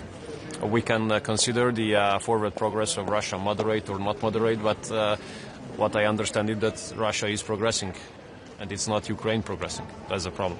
Or that's the problem with the illusion of the establishment here in Brussels.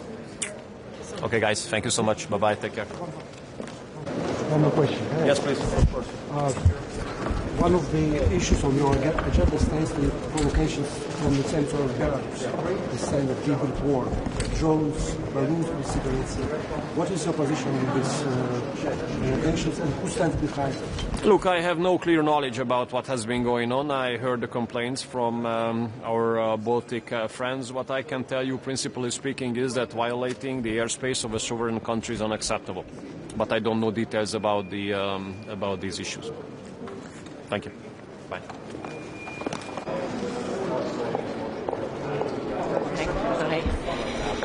How's everyone? Good. Well, look, really delighted to be here this morning.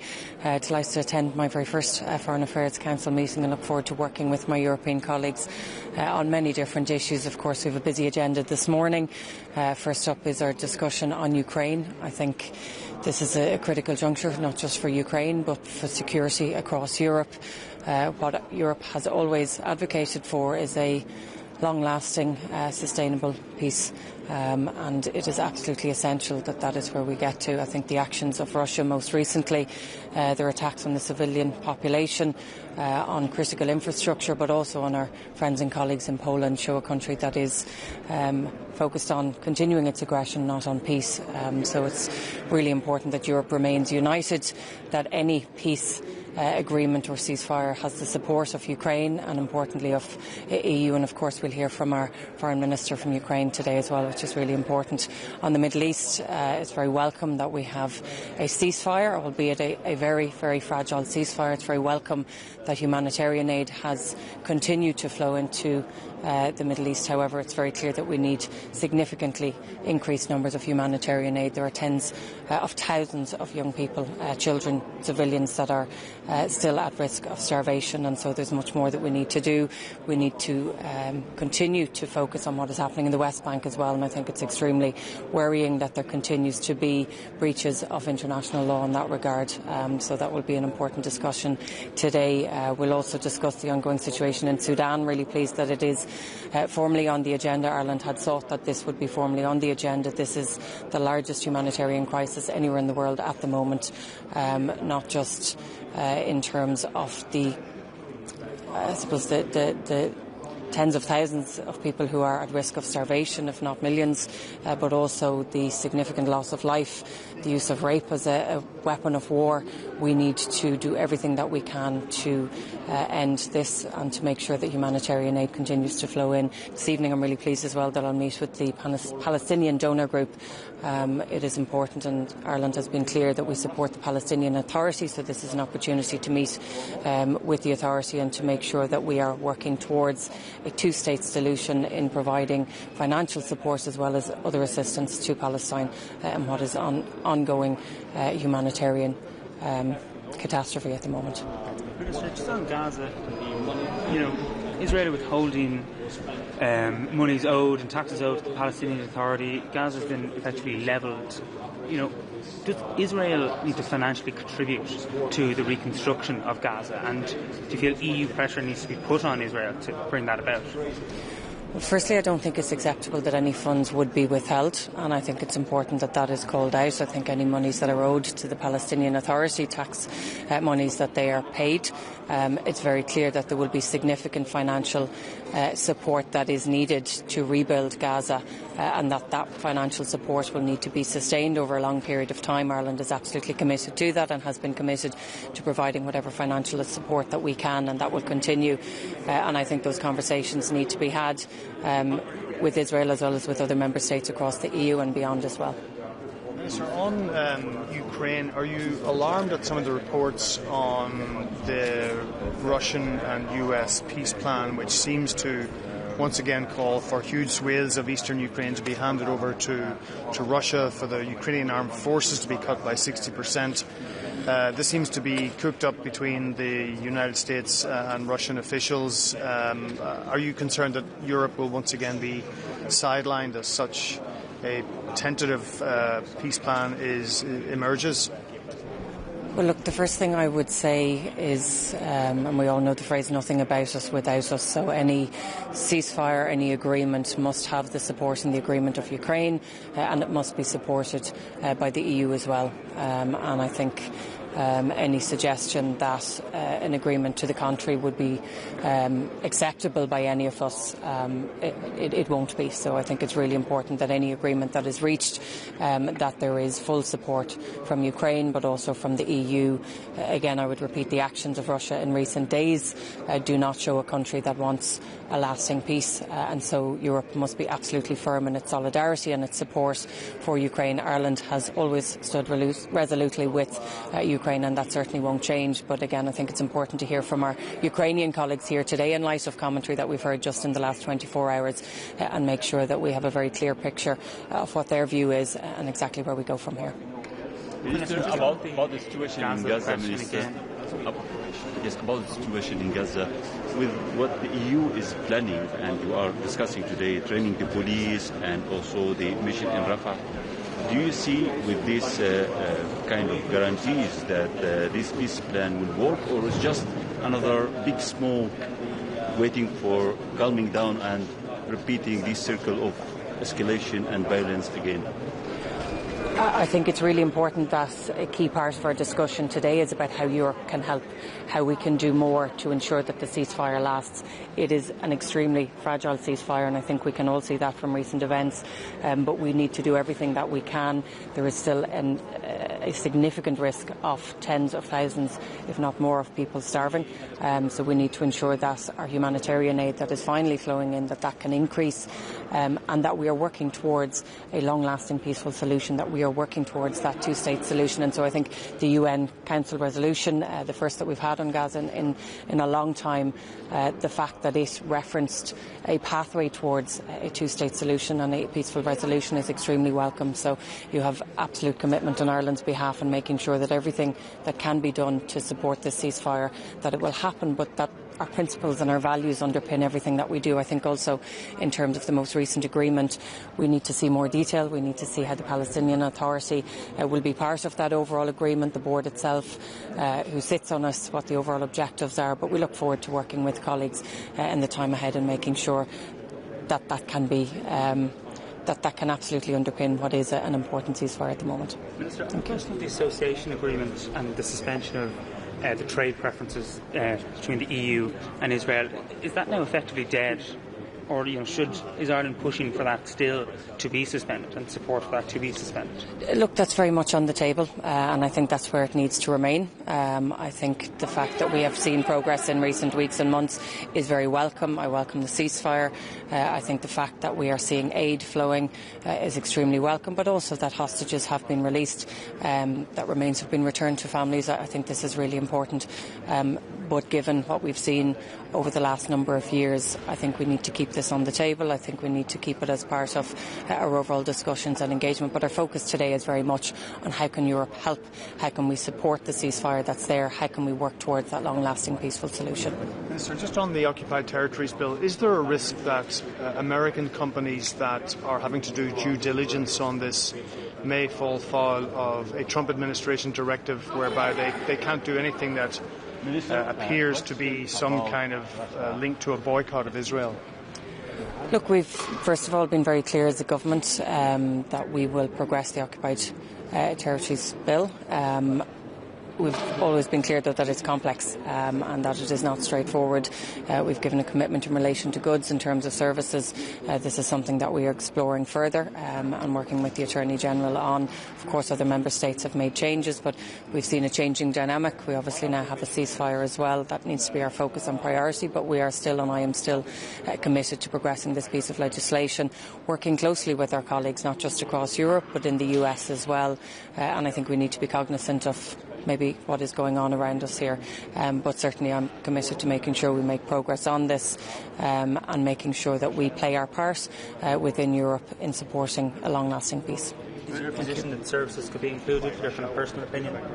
Again, I think it's extremely complex. It's not down to my personal opinion here. This is about what's possible, what's not, what's workable here and what's not, and that's where the advice of the Attorney General and obviously our engagement with our legal team as well will be extremely important. So that's what I'm looking at the moment, or awaiting at the moment, and obviously we'll engage with colleagues right across government, because I think there's been significant common ground here when it comes to this. Not least that, I do have to reiterate and stress Ireland has been to the fore in terms of supporting Palestine, whether it's recognising the Palestinian state, whether it's the significant aid we've provided in recent months and years, whether it's the fact that we are a party to the South African case.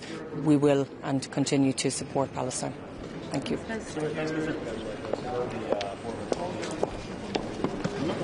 This is insane. This is Hungary. I'm making three short comments. First of all, we are 41 days away from Cyprus assuming the presidency of the Council of the European Union. The preparations are intensifying, and in that context, I yesterday had the opportunity to co-chair the EU-Tajikistan Association Council on behalf of the High Rep. Central Asia remains an area of great priority for the European Union. Secondly, I just returned from a trip to Washington, D.C., where I've met with Secretary Rubio. My conclusion as regards the EU-US relation is that we need more dialogue. There is space for more dialogue, and there is no other way of making sure that the transatlantic relation remains strong. Third, on Sudan, the situation is unacceptable for a very long time. We need to make sure that humanitarian aid scales in, and also that there is no weaponization of humanitarian aid. There needs also to be accountability for the atrocities that are taking place. In that regard, we need to make sure that we make clever use of the toolbox of the European Union. Both sides are illegitimate and cannot be part of the next day in Sudan.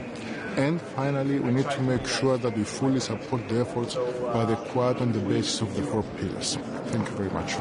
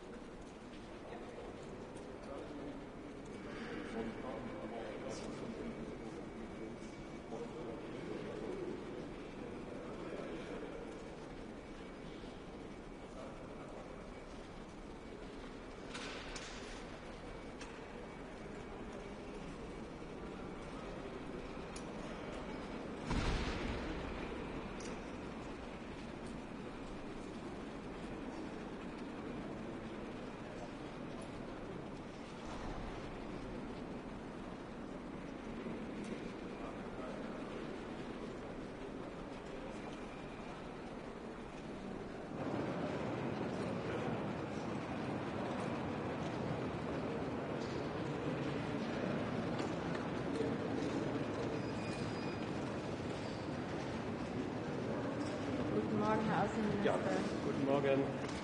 Guten Morgen, meine sehr verehrten Damen und Herren. Alle bereit? Ja. Also wir kommen erneut zu einem entscheidenden Zeitpunkt hier zusammen.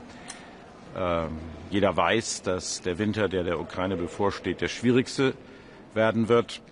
Und deswegen ist es mir noch einmal wichtig, ganz klar zu machen, die Bundesregierung Deutschland steht an der Seite der Ukraine. Alles das, was wir in der Vergangenheit gesagt haben, bleibt selbstverständlich richtig und notwendig. Und das bedeutet, die Ukraine kämpft ihren eigenen Kampf der Freiheit, aber sie kämpft auch den Kampf der Freiheit Europas. Und deswegen werden wir die Ukraine weiter unterstützen. Wir haben gerade politisch entschieden, dass die Unterstützung, was den militärischen Bereich angeht, für die Ukraine noch aufgestockt werden wird. Das heißt für das kommende Jahr 3 Milliarden mehr, insgesamt 12 Milliarden Euro deutsche Unterstützung für die Ukraine im kommenden Jahr. Und das macht politisch noch mal vollkommen klar, wo wir stehen. Und deswegen gilt natürlich auch für die Zukunft das, was alle Verhandlungen über einen Waffenstillstand, über auch eine weitere friedliche Entwicklung der Ukraine angeht, das kann nur mit der Ukraine besprochen und verhandelt werden. Und da wird Europa einzubeziehen sein. Wir lesen hier vollständig von einem Blatt. Und ich möchte das noch mal sehr klar formulieren. Wir begrüßen jede Initiative, die ergriffen wird, um in einen Verhandlungsmodus zu kommen. Aber die erste Voraussetzung ist, dass Wladimir Putin seinen aggressiven Angriffskrieg gegen die Ukraine beendet, dass wir zu einem Waffenstillstand kommen, ohne jede Vorbedingung, und dass dann miteinander fair verhandelt werden kann. Nur so geht es voran und nur so kann auch ein belastbarer Frieden erreicht werden. Das liegt im Kernpunkt unserer Interessen. Um dieses Thema herum werden wir heute insbesondere noch mal das Thema Schattenflotte auch in den Mittelpunkt stellen. Wir begrüßen ausdrücklich, dass die hohe Beauftragte hier jetzt konkret werden möchte. Denn das, was die Aktivitäten der Schattenflotte angeht, konterkariert all unsere Sanktionsbemühungen, die ja ein Ziel haben, nämlich Putin an den Verhandlungstisch zu bewegen. Wir müssen jetzt konkrete Maßnahmen treffen, die effektiv sind, die wirklich dafür Sorge tragen, dass nicht illegal Sanktionen umgangen werden können. Und insofern gibt es auch hier eine ganz klare Unterstützung von deutscher Seite. Der zweite große Konfliktherd bleibt selbstverständlich Gaza. Das verlieren wir nicht aus den Augen. Hier ist außerordentlich zu begrüßen, und das war immer auch unsere Position, dass es eine Resolution des Sicherheitsrates jetzt gibt. Diese muss umgesetzt werden. Und wir sind nach wie vor zu einer praktischen Unterstützung bereit. Das bedeutet einerseits, dass die EU-Missionen, die es bisher gibt, aktiviert werden können und verstärkt werden können. Hier brauchen wir ein enges Zusammenwirken mit Israel. Dazu habe ich auch mit meinem israelischen Kollegen mehrfach gesprochen, und ich hoffe, dass man hier schnell zu einer Einigung kommt. Es ist vollkommen klar, dass neben der zivil-militärischen Zusammenarbeit, die jetzt in dem CMCC organisiert wird, wir unsere klassischen EU-Missionen brauchen. Die können verstärkt werden, und Deutschland ist bereit, sich hier einzubringen. Wir sind insgesamt guten Mutes, dass all diese Anstrengungen zum Erfolg führen, denn das, was wir sehen, ist ja weiterhin eine breite Unterstützung, auch in der arabisch-muslimischen Welt, auch von palästinensischer Seite, für diese Bemühungen. Ich werde auch morgen mit dem palästinensischen Ministerpräsidenten über seine Fragen hierzu sprechen. Uns ist eine Abstimmung dazu von großer Wichtigkeit, und ich bin aber insgesamt vorsichtig optimistisch, dass das alles gelingt. Weil wir in der Region sind, möchte ich auch noch einmal ausdrücklich unterstreichen, dass wir den Ausgleich Israels mit den Nachbarstaaten nachdrücklich fördern. Ich hoffe, dass die Gespräche, die geführt werden mit Libanon, erfolgreich sind, die dazu führen sollen, dass die Hisbollah entwaffnet wird. Das ist eine klare Obliegenheit, die die libanesische Armee zu erledigen hat. Und gleichermaßen geht es darum, mit Syrien jetzt zu Verhandlungen zu kommen, dass Israel hier einen Ausgleich findet und jedenfalls Vorbereitungen auch für echte Friedensverhandlungen geführt werden können. All das ist von großer Wichtigkeit. Und ich möchte zur deutschen Diskussion, was Syrien angeht, noch einmal sagen, man kann mit der Lupe suchen, aber es gibt keine Unterschiede der Position, was die Rückführung von Syrerinnen und Syrern angeht, zwischen dem Bundesinnenminister und mir, zwischen dem Bundeskanzler und mir. Wir lesen von einem Blatt. Es gibt die Rückführungen, es gibt die Situation in Syrien und hier gibt es eine völlig einheitliche Position. Dankeschön. Herr Minister, ist es grundsätzlich für Sie vorstellbar, dass der Ukraine Obergrenzen für ihre Streitkräfte und Waffensysteme auferlegt werden? Ja, wie gesagt, ich glaube, man muss mit der Ukraine das besprechen. Aber es muss eine Sicherheitsarchitektur sein, die erstens dafür sorgt, dass die Ukraine in Zukunft sicher leben kann. Wir müssen aus der Minsk-Situation lernen für die Zukunft. Und es muss klar sein, dass die Ukraine ihre Souveränität wahren kann, in welchem territorialen Umfang auch immer. Das muss auf Augenhöhe verhandelt werden. Und das ist nicht nur für die Ukraine von Wichtigkeit, sondern auch für Europa. Weil wir alle sehen, dass Russland in einem Maß aufrüstet, dass man sich berechtigterweise in Europa die Frage stellen muss, zu welchem Zwecke geschieht das. Und deswegen nochmal in dieser Situation muss man Grundprinzipien wahren. Für die werde ich hier eintreten und ich werde auch deutlich machen, dass alles das, was jetzt geschieht, erfordert, dass wir in entsprechende Überlegungen auch einbezogen sind. Denn wir leben hier in Europa, wir stehen an der Seite der Ukraine und wir sind auch in einer sicherheitspolitisch zusammenliegenden Situation und deswegen muss Europa einbezogen werden. Sehen Sie die Ukraine denn, die EU denn weiterhin offen, die eine Form russischer Vermögenswerte bis Ende des Jahres für die Ukraine freizugeben? Und was verändert der Korruptionsskandal in der Ukraine vielleicht in dieser Situation? Na, der Korruptionsskandal und all das, was es dort an Vorwürfen gibt, das muss rückhaltlos aufgeklärt werden. Das hat der Bundeskanzler auch ja Präsident Zelensky klargemacht. Also wir unterstützen diese beiden unabhängigen Behörden. Das habe ich auch bei meinem Besuch in Kiew klar gesagt. Das ist vollkommen glasklar, aber das darf natürlich den Blick nicht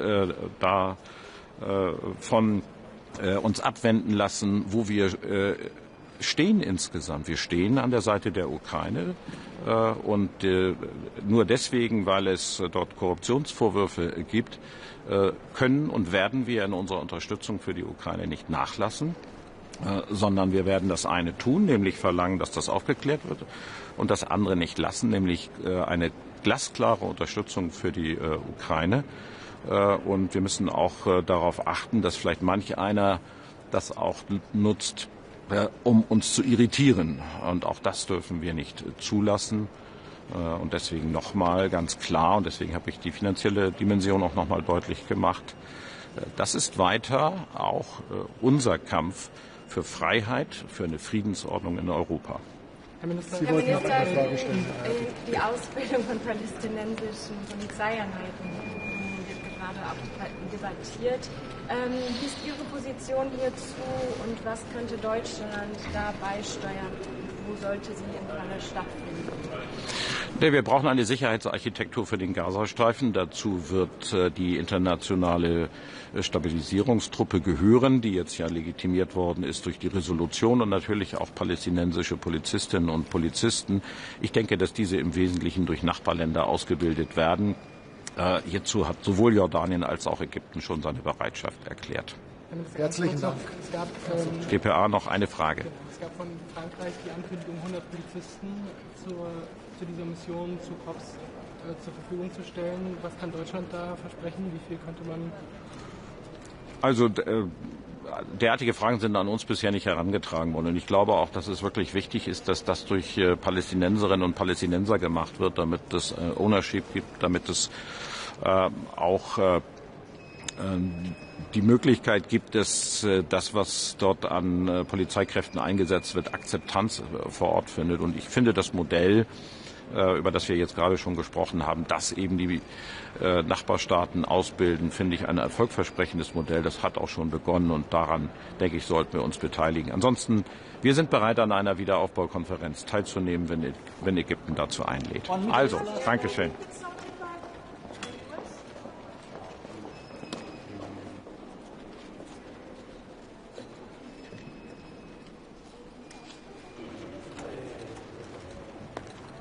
Morning, everyone. Morning. So, as you know, Lithuania is yet under another hybrid attack from Belarus, and that is the lesson from the previous attacks. When deterrence doesn't work, when we are not strong in our response, then we see that dictatorships take another criminal activity, instrumentalize it, weaponize it, and use it against us. So this time, this is the smuggling operations, smuggling balloons that interfere into our civil aviation, disrupt our flights, and causes us millions in damage. On national scale, Lithuania did our job, and then we are protecting our border. We even closed the crossings with Belarus. But what we have to do right now today is to increase sanctions on Belarus and send the strong message that European Union stands for its citizens, stands for its people, and we are protecting our people. And this is the way how we do it. We respond with the measures that we have. Sanctions, that's one of the measures. And what we are proposing, that is to add criteria of the hybrid attacks in the regime of Belarusian sanctions. The second discussion today that will be really important and paramount, that will be the finances provided to Ukraine. Ukraine has to withhold where they are right now. We know the needs, we know the microfinancial needs, we know the war effort needs, and we have to meet them with our contribution. In Lithuania, we did it already. There is one line that we have no discussion about. That is support to Ukraine. 0.25% of our GDP next year, again, goes to Ukraine.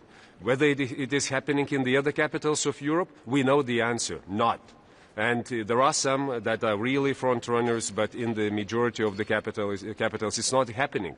We are not planning in our budgets. So then the paramount question is, so how we will finance it? And here we are with the frozen assets and this elegant way and proposal that was given to us by European Commission. We strongly support it, and we say that we have to move now. Because if we are not doing it today, if we are not having the political consensus on it, if we are not providing the solution for European Council later December, it means that we are in trouble the beginning of the next year. And I know what Russians see and what they think about us, that we cannot withhold it, that we cannot handle it, that we cannot provide the finances, and it means that time plays into the hand of Russia.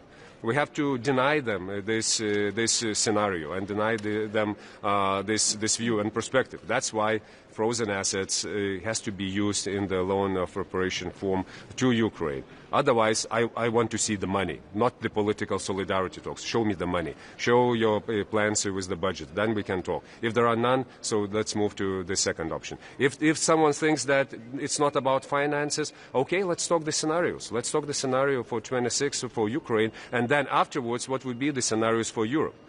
Because we have to get serious about it. It's not something that is, beyond, on the other side of our borders. That is happening here in Europe. And finally, that is also really important. That's the sanctions package that we have to prepare for the next year. That is 20th package. We are still going behind Americans, and this is paradox.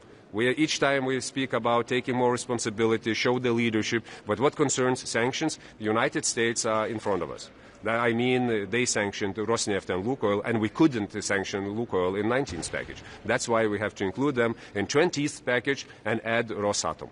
Finally, because we are proposing it, I don't know how many packages going back. So we have to do it this time, because otherwise we want really to call them like the big one, the biggest one, the most important one package, and still when there is the final result, we not deliver enough. So sanctions, that will be important. What do you think of the so-called American-Russian peace plan for Ukraine? Should Europe and Ukraine approve that? Or not? I haven't seen it. And I haven't met this morning anyone who saw it and who can comment on details. So having seen the details, I cannot comment on the details, but I can comment on the principles that we talked previously. That's the sovereignty, that's the territorial integrity that we have to protect. These are really important things. These are important things for Lithuania. Each time when we speak with Americans, each time I remind them about Sumner-Wells Act that was passed in 1940. That was about non-recognition of occupation of Baltic countries. Same principle has to be here with Ukraine. We cannot take it as the new reality, new normal, that we are reviewing territories of the countries. That is important. The other thing is important is, of course, about Ukrainians. And they have to be at the table. They have to agree about it. And I haven't heard that they are on it. And final point, if there is something related to Europe, we are Europe. And we have to discuss what is Europe and what is about our security. How will help Ukraine in the case of immediate ceasefire? Because security guarantees is not ready. We will have to provide support to Ukraine after ceasefire. And this is some misperception that they also hear around the table, that when we will get the ceasefire, when there will be the peace agreement that would last longer, it means that it will be relief on our support to Ukraine. No, that would be on contrary. We'll have to increase it. As Lithuania committed to do it for 10 years, and ceasefire is not a criteria here. We will do it anyways. So we will have to provide what is needed for microfinances of Ukraine for reconstruction. We will have to go serious about reparations coming from Russia, and of course supporting Ukraine armed forces, because there has to be armed forces that would fix as a minimum Russians and deter in conventional way. And then the second phase, that would be the plans of coalition of the willing. We prepared the operational plans for moving into Ukraine, so we will have to go and implement them. What just happened this morning showed a problem, which is that the White House and the Kremlin are negotiating, and the Europeans are reading about it in the media. I mean, doesn't this show that the Europeans are not participating in diplomacy when it comes to peace in Ukraine? We saw the great development that happened in the last half a year, almost a year, with the United States and Europe playing its role and its part. And we were at the table as Europe, in the form of E5, E3, and plus formats and all the others. We worked through coalition of the willing. We showed that we are taking the burden. Then we agreed on Pearl mechanism, American weapons, European money, and that was the dialogue and back and forth. So I think that it was successful. So this is the reason why I believe that in this phase, if there is a real one, if there is a new real phase, we will cooperate on it. And I do not see the big tragedy that there are some ideas how to end this war. That's good that it's coming from the United States. Look at the positive side. If they are working on it, it means that they are engaged. They are not dropping it for Europe only to deal with. And with the sanctions package that I just mentioned, it shows that they are also serious about pushing Russia. And at the end of the day, this is the real parameter to check it, whether it is something that we can achieve. Does it provide pressure on Putin or not? If not, it means that he will get something in addition on top of us, and it won't be in our advantage. So I would measure from this point of view. Until Americans are working on additional sanctions, Lindsey Graham's package is once again on the move. Maybe it will be a different situation this time. Thank you.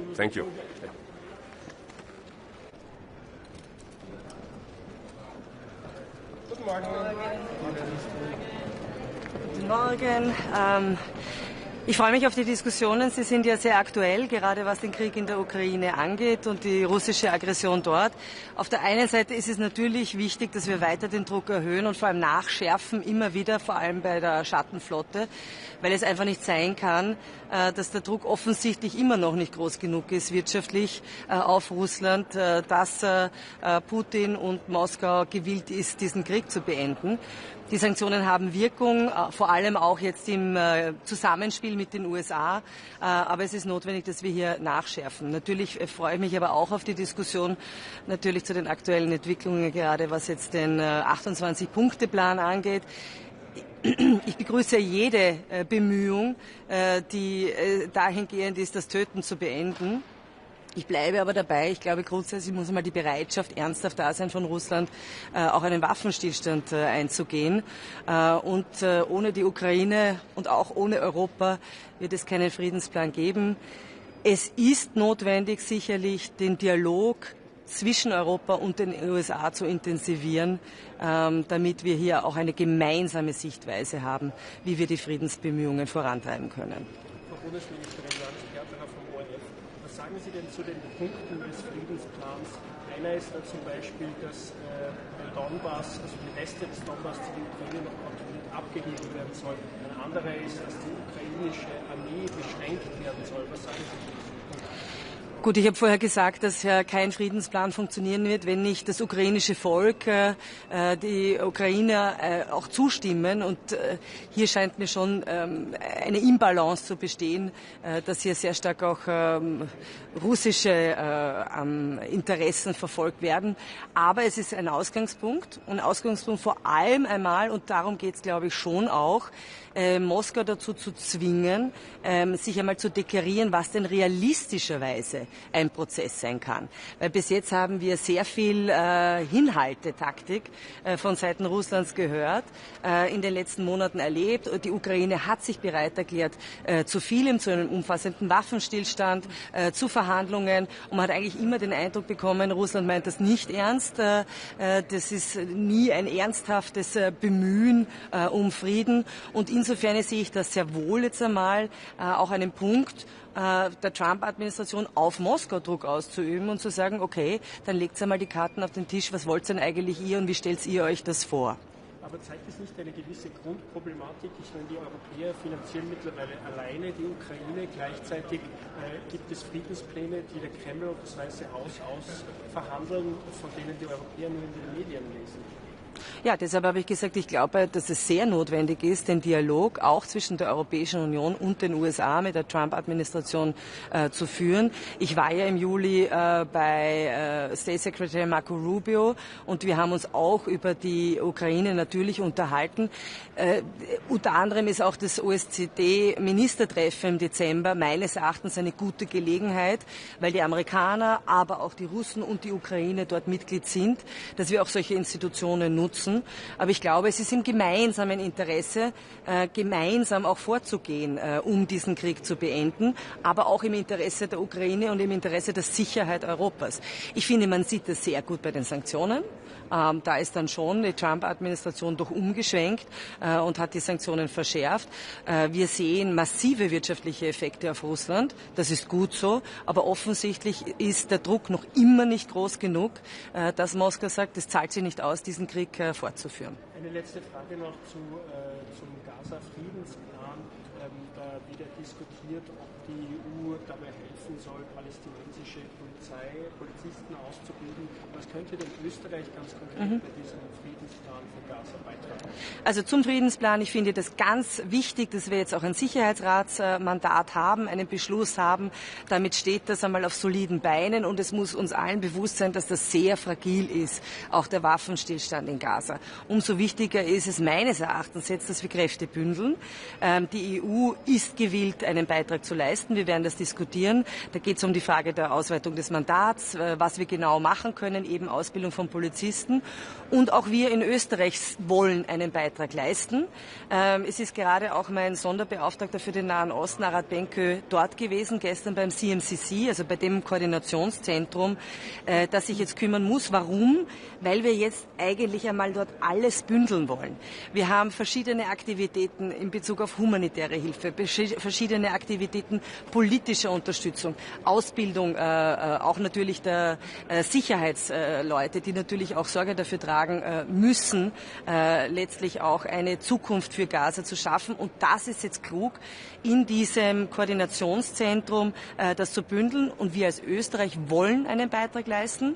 Wir sind bereit dazu, werden das auch tun und sind im Moment in der internen Abstimmung bei uns in der Regierung, wie denn das konkret ausschauen kann. Danke sehr.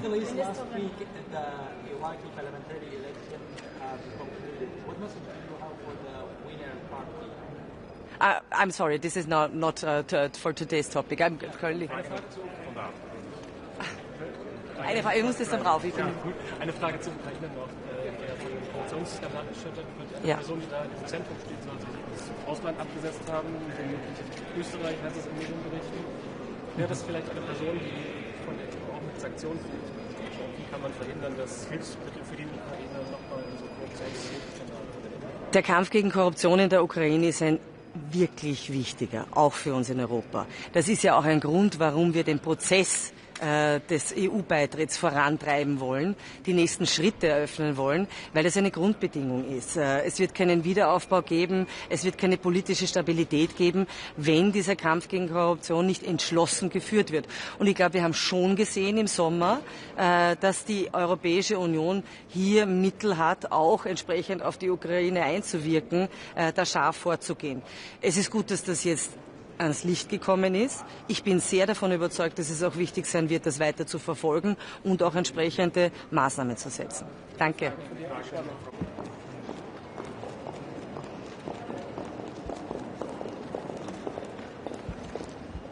Good morning. Is this okay?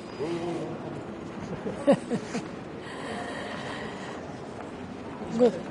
Is better? I don't know now. Okay, good morning to everybody. As you know, today is a very important day. First, Foreign Affairs Council is ongoing. There will be a point on the Middle East. I'll be there reporting Commission's position. And then today there will be a very important meeting of the Palestine Donor Group, or political capital in the Palestinian Authority, in order to have them stronger and to make them be interlocutor at the table once the situation allows. What else? Today, the Pact for the Mediterranean will be endorsed by European ministers, and the pact will be presented on the 28th of November next week, on Friday, in Barcelona, on the occasion of the 30th anniversary of Barcelona Declaration. So this Pact for the Mediterranean is in fact the framework for better cooperation and partnership with our neighborhood, 10 neighborhood countries, plus Gulf. So Gulf is always on board, because we cannot imagine the situation in the Middle East and in the Mediterranean without having Gulf countries involved. You just said the Palestinian donor group is coming together. There are substantial financial aids going to Gaza. Who will be the money transferred to exactly? First of all, you know that we, up to now, we as the European Union and Commission paid 30 billion euro for the Palestinians. Now we have new reform matrix program, which is 1.6 billion for this year, next year, and 2027. 1.6 billion euro. So we are the biggest payers, and this is the reason why we are saying that we want also to be players, because we are really keeping the Palestinian Authority alive. Of course, we expect whoever wants to contribute. You know, everybody speaks about the situation in Gaza, in West Bank. This is the moment to act. So let's see. I cannot anticipate who will be the biggest payers and donors. But this Palestine Donor Group is not for donations. To platform to see whether Palestine Authority can be reformed, and we think that they can be. This is the reason why we are investing in them, but we want them to show, because without them there won't be any success. So we need them to be involved, Palestinians. Will the EU funds already start going to Gaza, even though Gaza is split? Will they go to the part of Gaza that is currently controlled by Israelis? Will some of it also flow to Hamas areas? How will it work? At this moment, the money goes to the Palestine or Palestinian Authority, and this is the only way how we transfer our money. The money is always conditioned with reforms, and of course, this is the reason why we have this Palestine Donor Group, to discuss their reforms to see. There will be also a side event today, which will showcase how our Pegasus mechanism works. Pegasus mechanism is the mechanism we have at the European level to monitor and not to say control how the money is disbursed. So it is disbursed to each and every beneficiary, and we know where every cent of European taxpayers' money goes. Commissioner, what would you like to see from the Palestinian Authority specifically today in terms of reforms? Are there any points you will be highlighting? There are points which I have been highlighting since day one of my mandate. One is textbooks. We want to get rid of I won't say dangerous or hazardous, but of hateful substance in textbooks. This is something which is very important. And the second one, we want to regulate this so-called pay for slave system, because they changed the law. They adopted the law in February, and they have to enact this law, and they have to behave in accordance with this law, which means we have to know that money goes to the hands of those who really need it, the teachers, nurses, doctors, policemen, and so on. On Russia, how confident are you that the EU will be able to use frozen Russian assets as promised by the end of the year for Ukraine? This is not my topic. Of course, I'm a member of college, so I am following what's going on. It depends whether other member states, plus Belgium, will act in solidarity, but I cannot say more and cannot anticipate their decision, the decision. You just mentioned police forces and that needs to be trained. Will you be asking of member states to contribute? And yes, we will be asking member states, because we cannot do this alone. European Commission, as I said, there is funding which is also constrained and restricted. We will ask member states for higher financial contributions, but also for deployment of their services, be it policemen, be it security. We will ask member states to contribute. This is something which also HRVP, or High Representative Kaja Kallas, will also urge for. Where will those trainings happen? Pardon me? Where are those trainings supposed to happen? Let's see. It depends on the country. I cannot say more about this, but this is, so far as I am informed, many countries already decided to deploy their forces. This will be the way how they will contribute to Gaza and to Gaza reconstruction. Will they be deployed already in the part of Gaza where Hamas has been taken? Difficult to say. The best development will be that Hamas lay down their weapons, and this is something which all of us are looking forward.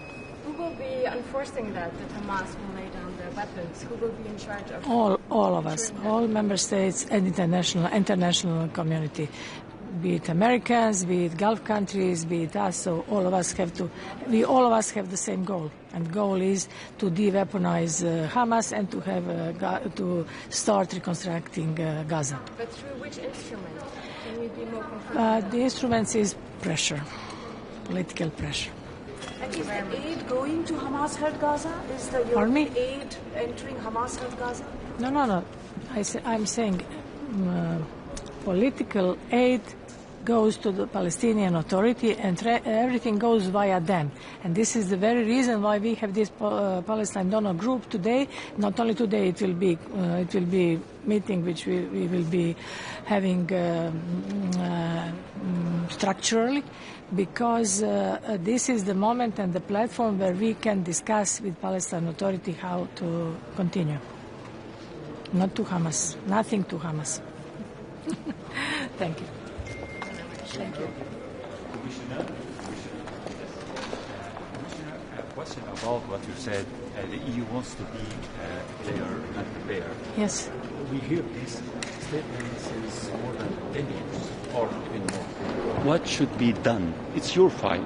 What should be done to achieve this, and in which direction?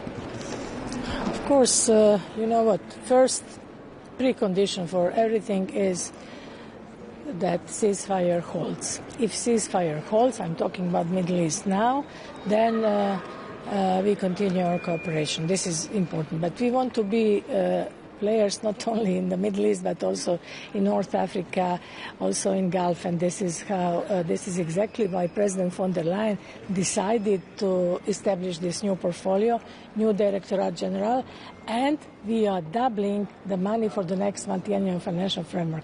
This is how we want to show that we are serious, that it's not only symbolic, and this is how we will try to empower also our role in that part of the world. The work is going with GCC countries.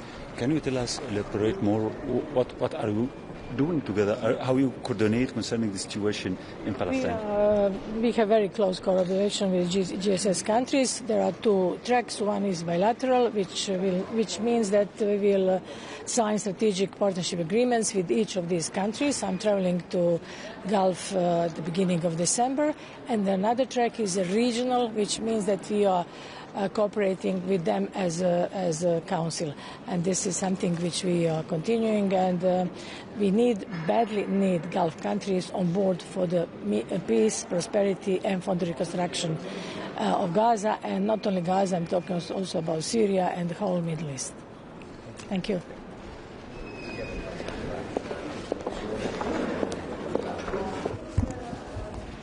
Buongiorno, bene? È freddo oggi? Bene. Salute bene. Fa freddino però. Sull'Ucraina. No negoziati. Voi vi aspettate che la Commissione metta sul tavolo delle proposte giuridiche precise prima del Consiglio europeo sui modi per finanziarla nei prossimi anni, oppure vi va bene anche se arrivassero dopo? L'importante è trovare una soluzione sull'utilizzo dei beni russi congelati. Noi siamo favorevoli all'utilizzo di questi beni per sostenere l'Ucraina, però bisogna individuare la base giuridica che permetta di fare questa scelta. Quindi c'è soltanto una questione giuridica, non è una questione politica, bisogna vedere come si può fare e come garantire anche la stabilità dell'Eurozona. Ecco, questi sono i punti chiave che dobbiamo essere in grado di risolvere. Questo secondo lei è fattibile, perché ci sono molte perplessità. Il Belgio, che poi sta vivendo anche un momento politico particolare, sembra molto perplesso. Si parla di un prestito ponte per decidere. Bisogna valutare se sono i giuristi, i giureconsulti che devono fare un'analisi approfondita insieme alla Banca Centrale Europea. Politicamente siamo favorevoli, però ripeto, serve la base giuridica, perché non si possono commettere errori quando si fanno azioni di questo tipo, perché sennò rischiano di essere un boomerang, quindi dobbiamo evitare assolutamente che sia un boomerang. Detto questo, noi continueremo a sostenere l'Ucraina. È pronto il nostro nuovo pacchetto italiano, ha appena informato il Copasir, cosa che farà rapidamente il ministro Crosetto.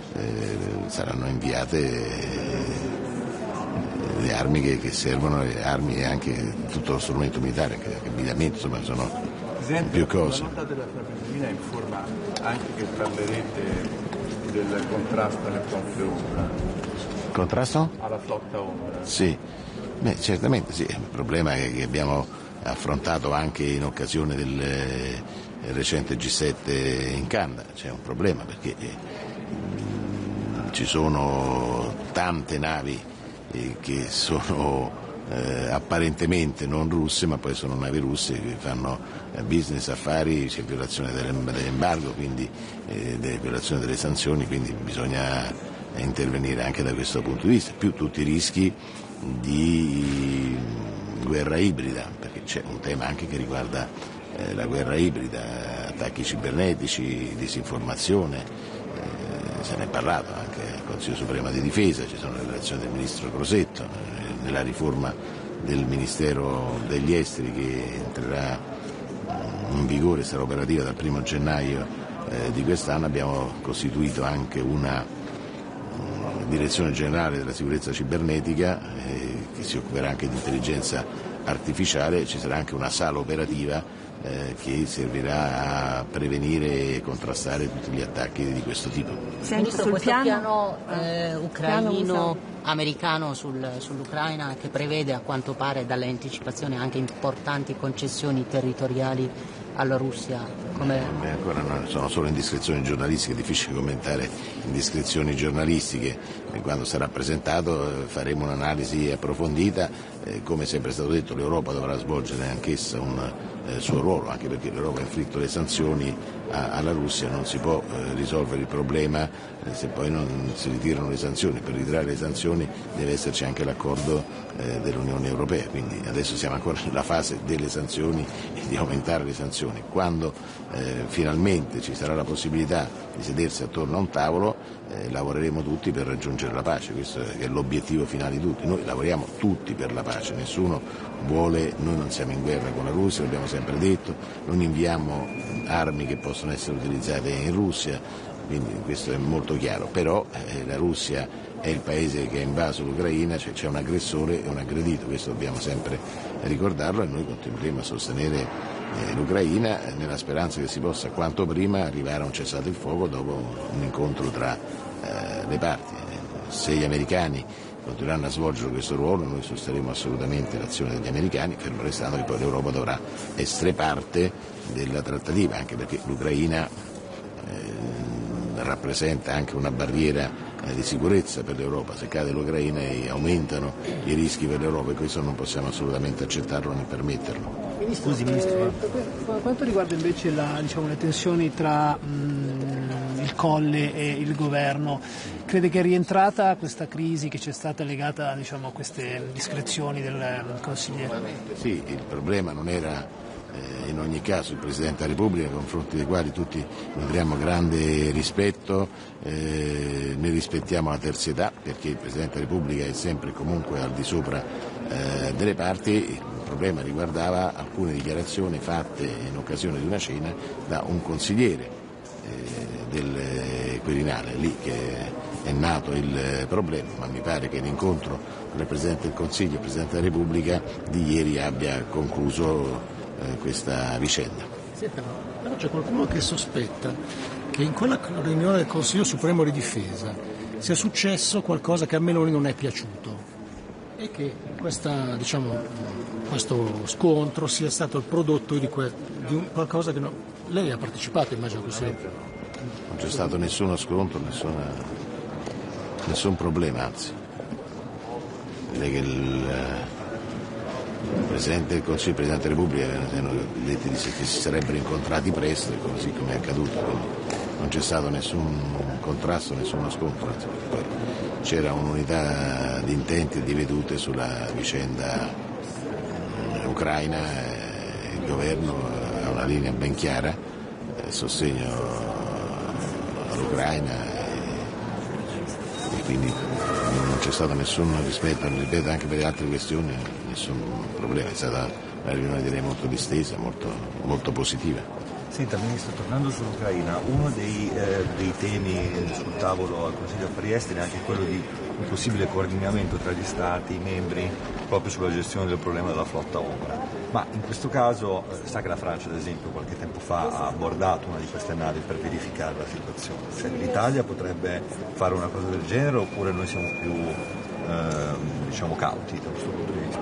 Vediamo, noi tutto quello dobbiamo evitare un innalzamento della tensione, dobbiamo fare l'esatto contrario, quindi lavoreremo, ne discuteremo con i nostri interlocutori alleati e io credo sempre che le scelte debbano essere fatte a livello di Unione Europea. Sono un europeista e come per le sanzioni si decide insieme, così anche per qualsiasi altro tipo di intervento, anche sulla flotta ombra si debba lavorare insieme in coordinamento. Su Gaza il ministro francese ha annunciato che la Francia è pronta a inviare delle armi per addestrare agenti di polizia palestinesi. Volevo chiedere il ruolo eventualmente italiano e quanti carabinieri. Noi siamo già nel comitato di coordinamento che è a Ashdod con diplomatici e militari.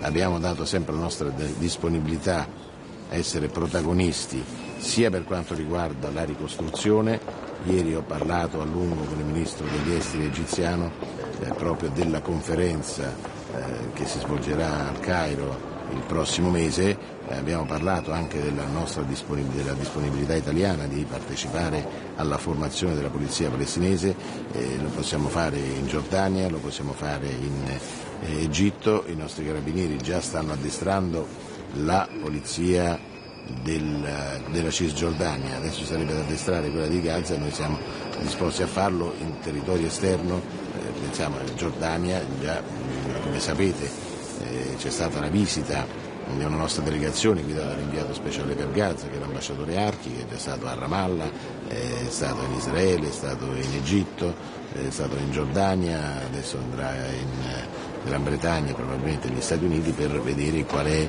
il ruolo dell'Italia e come collaborare con i paesi arabi, però siamo pronti a inviare carabinieri per la formazione della polizia, ancora rafforzare il contingente che forma la polizia in Cisgiordania, ma anche per formare la futura polizia che dovrà operare nella striscia di Gaza. Insomma, la nostra disponibilità c'è stata e ci sarà, già lo stiamo facendo, quindi vedremo in quale forma e in quali luoghi, ma ripeto, Giordania potrebbe essere una soluzione, stiamo già lavorando con i Giordani, Egitto potrebbe essere l'altro luogo dove addestrare.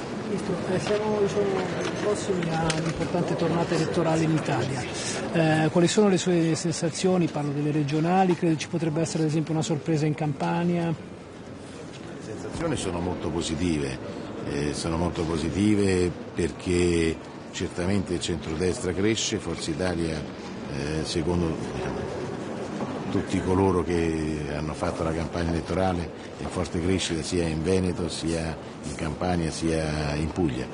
Certamente la Campania, che sembrava una regione non contendibile da parte del centrodestra, oggi è assolutamente contendibile, dipende da quello che accadrà in questi ultimi giorni.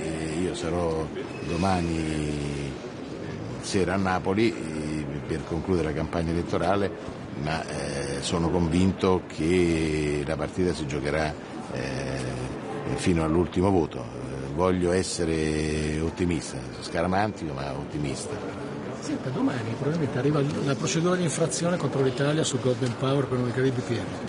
Lei l'aveva messa verbale fin dal Consiglio dei Ministri, che era il contrario. E che cosa farete adesso? Ci saranno le risposte da dare, il governo risponderà. E mi auguro che si possa risolvere il problema. Io ripeto, avevo messo a verbale tutti i ministri di Forza Italia che appunto mancava la base giuridica, però l'ho detto perché la lunga frequentazione di Bruxelles mi portava a dare questo segnale, però adesso credo che il problema vada risolto e si possa poi alla fine evitare l'avvio della procedura di infrazione, quindi arrivare a trovare una soluzione positiva lavorando con Bruxelles, con il dialogo, con il confronto per impedire che ci sia un'altra procedura di infrazione. Mi auguro che questo si possa fare con il confronto tra il governo, il ministro Giorgetti e la commissaria Albuquerque. Va bene, buona giornata, buon lavoro a tutti, grazie. Arrivederci.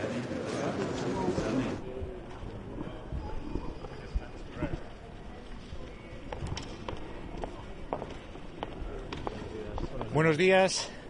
Hoy hace 50 años que terminó la dictadura franquista y permitió que España pudiera empezar a recorrer un camino de libertad, de democracia y también de soñar con estar en Europa. El hecho de que yo hoy pueda aquí en Bruselas presentar la voz de España con fuerza, de un país democrático, en libertad, un país que abraza abiertamente los valores europeos, se debe al camino que empezamos a recorrer hace 50 años con la muerte del dictador y el hecho de que hoy hace 50 años que terminaba la larga noche de piedra de una de las dictaduras más crueles y sangrientas que había en Europa. Hoy la voz de España va a defender esos valores europeos, valores de libertad, de democracia, de paz, de tolerancia en Ucrania. Hace 2 días el presidente Zelensky estaba en Madrid y recababa todo el apoyo de España tanto tiempo como haga falta. Hemos anunciado un nuevo paquete de ayuda militar, de reconstrucción, de ayuda humanitaria. Estamos hablando de más de 600 millones de euros en un momento en el que se inicia un cuarto invierno y en el que Rusia no ceja en sus ataques completamente injustificables, contrarios al derecho internacional humanitario, contra la población civil y contra las infraestructuras energéticas de Ucrania. Y, por lo tanto, España va a seguir apoyando al presidente Zelensky, a su gobierno en la defensa de su soberanía, de su libertad, de su democracia, y vamos a seguir apoyando al sistema energético ucraniano. Hace muy poco enviábamos 70 generadores y nuestra ayuda a través de la Agencia Española de Cooperación va a tener 2 grandes vectores. Uno va a ser el agua y el otro precisamente la infraestructura energética. Y también, por supuesto, vamos a seguir denunciando los crímenes que se están cometiendo contra la población civil. España va a apoyar cualquier propuesta, oportunidad de paz justa y duradera para Ucrania. Pero tiene que quedar claro que cualquier propuesta de paz tiene que pasar por respetar la integridad territorial y la soberanía de Ucrania. Y tiene que hacerse con Ucrania y con la Unión Europea en el centro de cualquier negociación y de cualquier decisión. Nada se puede hacer a espaldas de Ucrania, nada se puede hacer a espaldas de la Unión Europea. Y, desde luego, cualquier posibilidad de paz que se quiera plantear para Ucrania tiene que empezar por un alto el fuego. Y en estos momentos Rusia no está dando ningún indicio de que, por supuesto, quiera la paz, pero ni siquiera un alto el fuego, ni siquiera conceder una tregua energética, cesar con esos bombardeos y esa destrucción indiscriminada de infraestructura energética y de ataque a la población civil. Vamos a tratar también la situación en Gaza, en Oriente Medio, en Palestina. Va a haber una conferencia de donantes y les anuncio que España es en estos momentos el primer donante bilateral al presupuesto de la Autoridad Nacional Palestina. Hace muy poco tiempo, en el Consejo de Ministros, comprometíamos otros 50 millones de euros al presupuesto palestino. La Unión Europea es también el principal donante a la Autoridad Nacional Palestina y, por lo tanto, la voz de Europa tiene que estar absolutamente presente y la voz de la Autoridad Nacional Palestina en todo lo que toque al futuro de Gaza. Lo expresaré tanto en el Consejo de Asuntos Exteriores, con el resto de mis colegas, como hoy en la conferencia de donantes, pero con la legitimidad moral y también financiera de que España es el principal donante bilateral al presupuesto de la Autoridad Palestina. Tiene que haber claramente en todo lo que se haga en torno a Gaza, tenemos que tener a la autoridad palestina completamente involucrada y en el centro de todo lo que se decida en el futuro de Gaza. Hay que intentar lo antes posible que una única autoridad palestina sea la que lleve a cabo los esfuerzos tanto de seguridad como de reconstrucción de Gaza y Cisjordania. Sigue habiendo un nivel inaceptable de violencia en Gaza y también en Cisjordania, donde hay una violencia desatada de los colonos extremistas que no debe de tolerarse por parte de la Unión Europea.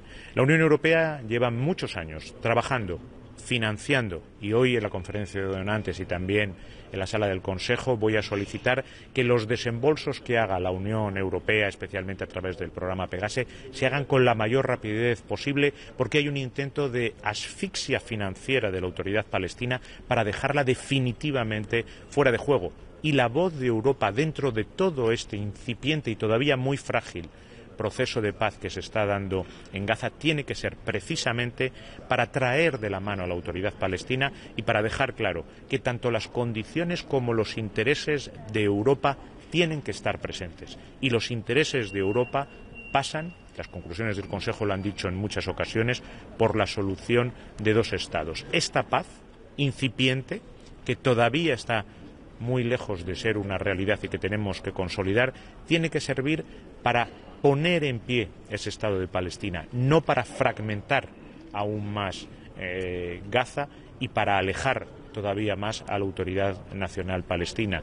Y por lo tanto, Europa, que tiene una larga historia de trabajo conjunto con el pueblo palestino y con la Autoridad Nacional Palestina, tiene que hacer oír su voz y no simplemente un seguidismo de propuestas que hagan otros. Dispuestos a trabajar con todos, pero desde luego con Europa en el centro, teniendo muy claro que el objetivo, y esa tiene que ser la gran condición que ponga la Unión Europea, tiene que ser la solución de dos estados. No podemos empezar a duplicar todas las estructuras que ya existen y que han demostrado que desde luego pueden dar resultados, como son las que ya están puestas en marcha en manos de la Autoridad Palestina en Cisjordania, y no se trata de dividir aún más a los palestinos ni de debilitar a la Autoridad Palestina, sino de reforzarlas.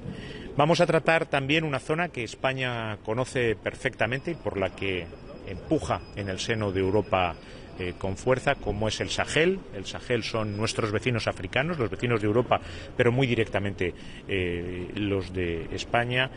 La Unión Europea tiene que mantenerse sobre el terreno. Evidentemente hay países muy distintos, con condiciones democráticas, económicas, de desarrollo muy diferentes unos a otros en el Sahel. Podemos adaptarnos, pero lo que la Unión Europea no puede hacer es desaparecer del Sahel, todo lo contrario, tiene que tener una presencia importante. Y quiero recordar que cuando tratamos crisis gravísimas que afectan a toda la humanidad, a los principios esenciales, como es Ucrania y como es Gaza, no olvidemos, y yo lo reitero siempre que hablo públicamente, de Sudán. Estamos hablando de 150.000 muertos que se hayan contabilizado hasta el momento en Sudán, 15 millones de desplazados. Otra catástrofe humanitaria a la que hay que intentar poner fin, y la Unión Europea también tiene que estar presente con fuerza. Y finalmente vamos a tener un almuerzo de trabajo con los ministros de Asuntos Exteriores de ASEAN y les anuncio que en muy pocos días voy a presentar una nueva estrategia de política exterior hacia Asia. La política exterior global, coherente, con identidad propia que tiene España, va por fin a dejar huella y a marcar nuestra presencia claramente en Asia. Mi colega indio acudió invitado a la conferencia de embajadores del año pasado. Sus Majestades los Reyes han realizado un viaje de Estado a China hace muy pocos días y en esa estrategia vamos a fijar el rumbo de España en toda la región. Hoy es una nueva oportunidad para reiterarlo ante los colegas asiáticos y ASEAN jugará un papel importante. Ministro, sobre el plan en el que trabajan Estados Unidos y Rusia para Ucrania, ¿le parece que cumple los aspectos mínimos que detallaba usted y si se puede hablar realmente de un plan de paz? Desconozco cualquier cosa sobre ese supuesto plan de paz. Lo único que sé es lo que he podido leer ayer por la tarde, ayer por la noche, esta misma mañana en prensa. Por lo tanto, bueno, entiendo que podemos estar ante una presentación de ideas o de brainstorming. No le quiero dar más trascendencia. España no tiene nada que ver con ese supuesto plan de paz o ideas para la paz. Entiendo que es una cosa que dice la prensa entre Estados Unidos y Rusia. La Unión Europea tampoco ha estado involucrada. Lo que sí quiero dejar claro, y hoy lo diré también en la mesa del Consejo de Asuntos Exteriores, cualquier propuesta de paz creíble, justa y duradera, España y la Unión Europea la apoyarán. Pero eso tiene que empezar por un alto el fuego incondicional. De las ideas que he oído, nada de eso está encima de la mesa. Tiene que respetar la integridad territorial y la soberanía de Ucrania. Tiene que respetar la capacidad de Ucrania para mantener su seguridad. Y en estos momentos la mejor garantía de seguridad que tiene Ucrania es su propio ejército. Por eso España y todos los europeos lo seguimos apoyando con equipamiento militar. Y, por supuesto, cualquier decisión sobre el futuro de Ucrania, que es un Estado soberano con un gobierno legítimo, que es el del presidente Zelensky, elegido democráticamente, no puede hacerse a espaldas de Ucrania, no puede hacerse a espaldas de la Unión Europea y de los europeos tampoco, y no solamente que no puede hacerse a su espalda, sino que tienen que estar en el centro absoluto de cualquier decisión. Esas son las premisas con las que ha estado trabajando España, la Unión Europea, y desde luego es como contamos seguir trabajando hoy mismo en este Consejo de Asuntos Exteriores. Ministro, pero teme que, por ejemplo, este plan de paz sea una versión 2 de lo que pasó entre Israel y Palestina, que vimos una conferencia en Egipto con la Unión Europea detrás, pero sin haber participado de esto. ¿Esto tiene que ser distinto o este formato de que Estados Unidos, Rusia, eventualmente con Ucrania pacten lo que sea y Europa simplemente salga a la foto? Entiendo que esto no es aceptable. No es aceptable ni en Ucrania ni en Gaza que la voz de la Unión Europea no esté en el centro de todo lo que se decida. En el caso de Ucrania, además, quien tiene que liderar cualquier cosa, porque además es a quien respaldamos, es el gobierno del presidente Zelensky. En el caso de Gaza tienen que ser los palestinos y la Autoridad Nacional Palestina, que es el socio de la Unión Europea desde hace mucho tiempo. Yo creo que sobre esto no hay la más mínima ambigüedad. En cualquier caso, para la política exterior de España no hay la más mínima ambigüedad. España y la Unión Europea llevan años trabajando, aportando financiación, apoyo diplomático, apoyo político al gobierno del presidente Zelensky en un escenario y a la Autoridad Nacional Palestina en el otro. Nuestro objetivo es exactamente el mismo: garantizar la existencia de un Estado ucraniano soberano, democrático y en paz, y garantizar la existencia de un Estado palestino soberano, democrático y en paz. Y de ahí no nos vamos a mover, y es bajo esas premisas las únicas sobre las que trabajamos y vamos a seguir trabajando. Minister, you just compared something we always ask about. Even one of our colleagues has been fired from his work because he asked about Gaza and compared Ukraine with Gaza. He asked why EU don't ask Israel to pay the cost of rebuild Gaza, and we are asking Russia also to do so. What do you think about this comparison? Because you made this comparison. Spain has a coherent position, both in Ukraine and in Gaza. What's at stake in both places, it's also international law, international humanitarian law. If war is a way of carrying out your policies, as it was in the 19th century, or if we stick to United Nations principles and we say that certainly war is not a way of settling disputes among states or people, therefore the same values with the same objectives, peace and a peaceful, democratic and sovereign state for the Ukrainian people and for the Palestinian people, are exactly the same principles for Spain, and we want the European Union to uphold exactly the same principles. Minister, what in your view should the EU do to ensure that it actually has a seat at the table when it comes to Ukraine? Because what we're seeing from reports is that the negotiations that are taking place are without Europe playing a role and without you even having knowledge of the detailed plan. So, in your view, what can you actually do to ensure you have this seat? I cannot even think, not even for a second, that the European Union doesn't have a seat in any future discussion about something that involves directly the security of Europe. European Union has been backing the government of President Zelensky and Ukraine since the very first day of the Russian invasion. We are giving a lot of finance, a lot of political and diplomatic support, and we will continue doing it. Therefore, we must be there. It affects us, and we are a player since the very first day. And certainly, the one that has to be at the driving seat, and the one that we are going to listen, both the Europeans and certainly the Spanish government, is President Zelensky and the Ukrainian government. We are talking about a sovereign country with a democratically elected government.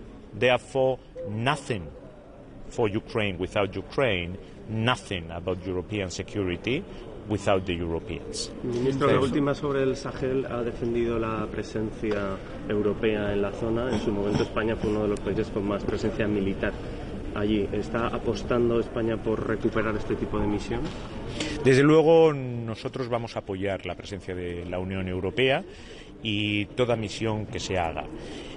Hay una gran dispersión y una gran diferencia entre estados dentro del Sahel. Tenemos desde juntas militares, con las que la relación es mucho más difícil, hasta países con una democracia pujante y socios de primer orden para España. Por ejemplo, Mauritania, un país muy cercano a España y un país que en circunstancias muy difíciles está demostrando que se pueden tener resultados en cuanto a crecimiento económico, en cuanto a lo que es una democracia que está avanzando, y tenemos el caso de Sudán, que es una inmensa catástrofe humanitaria y que tenemos que actuar.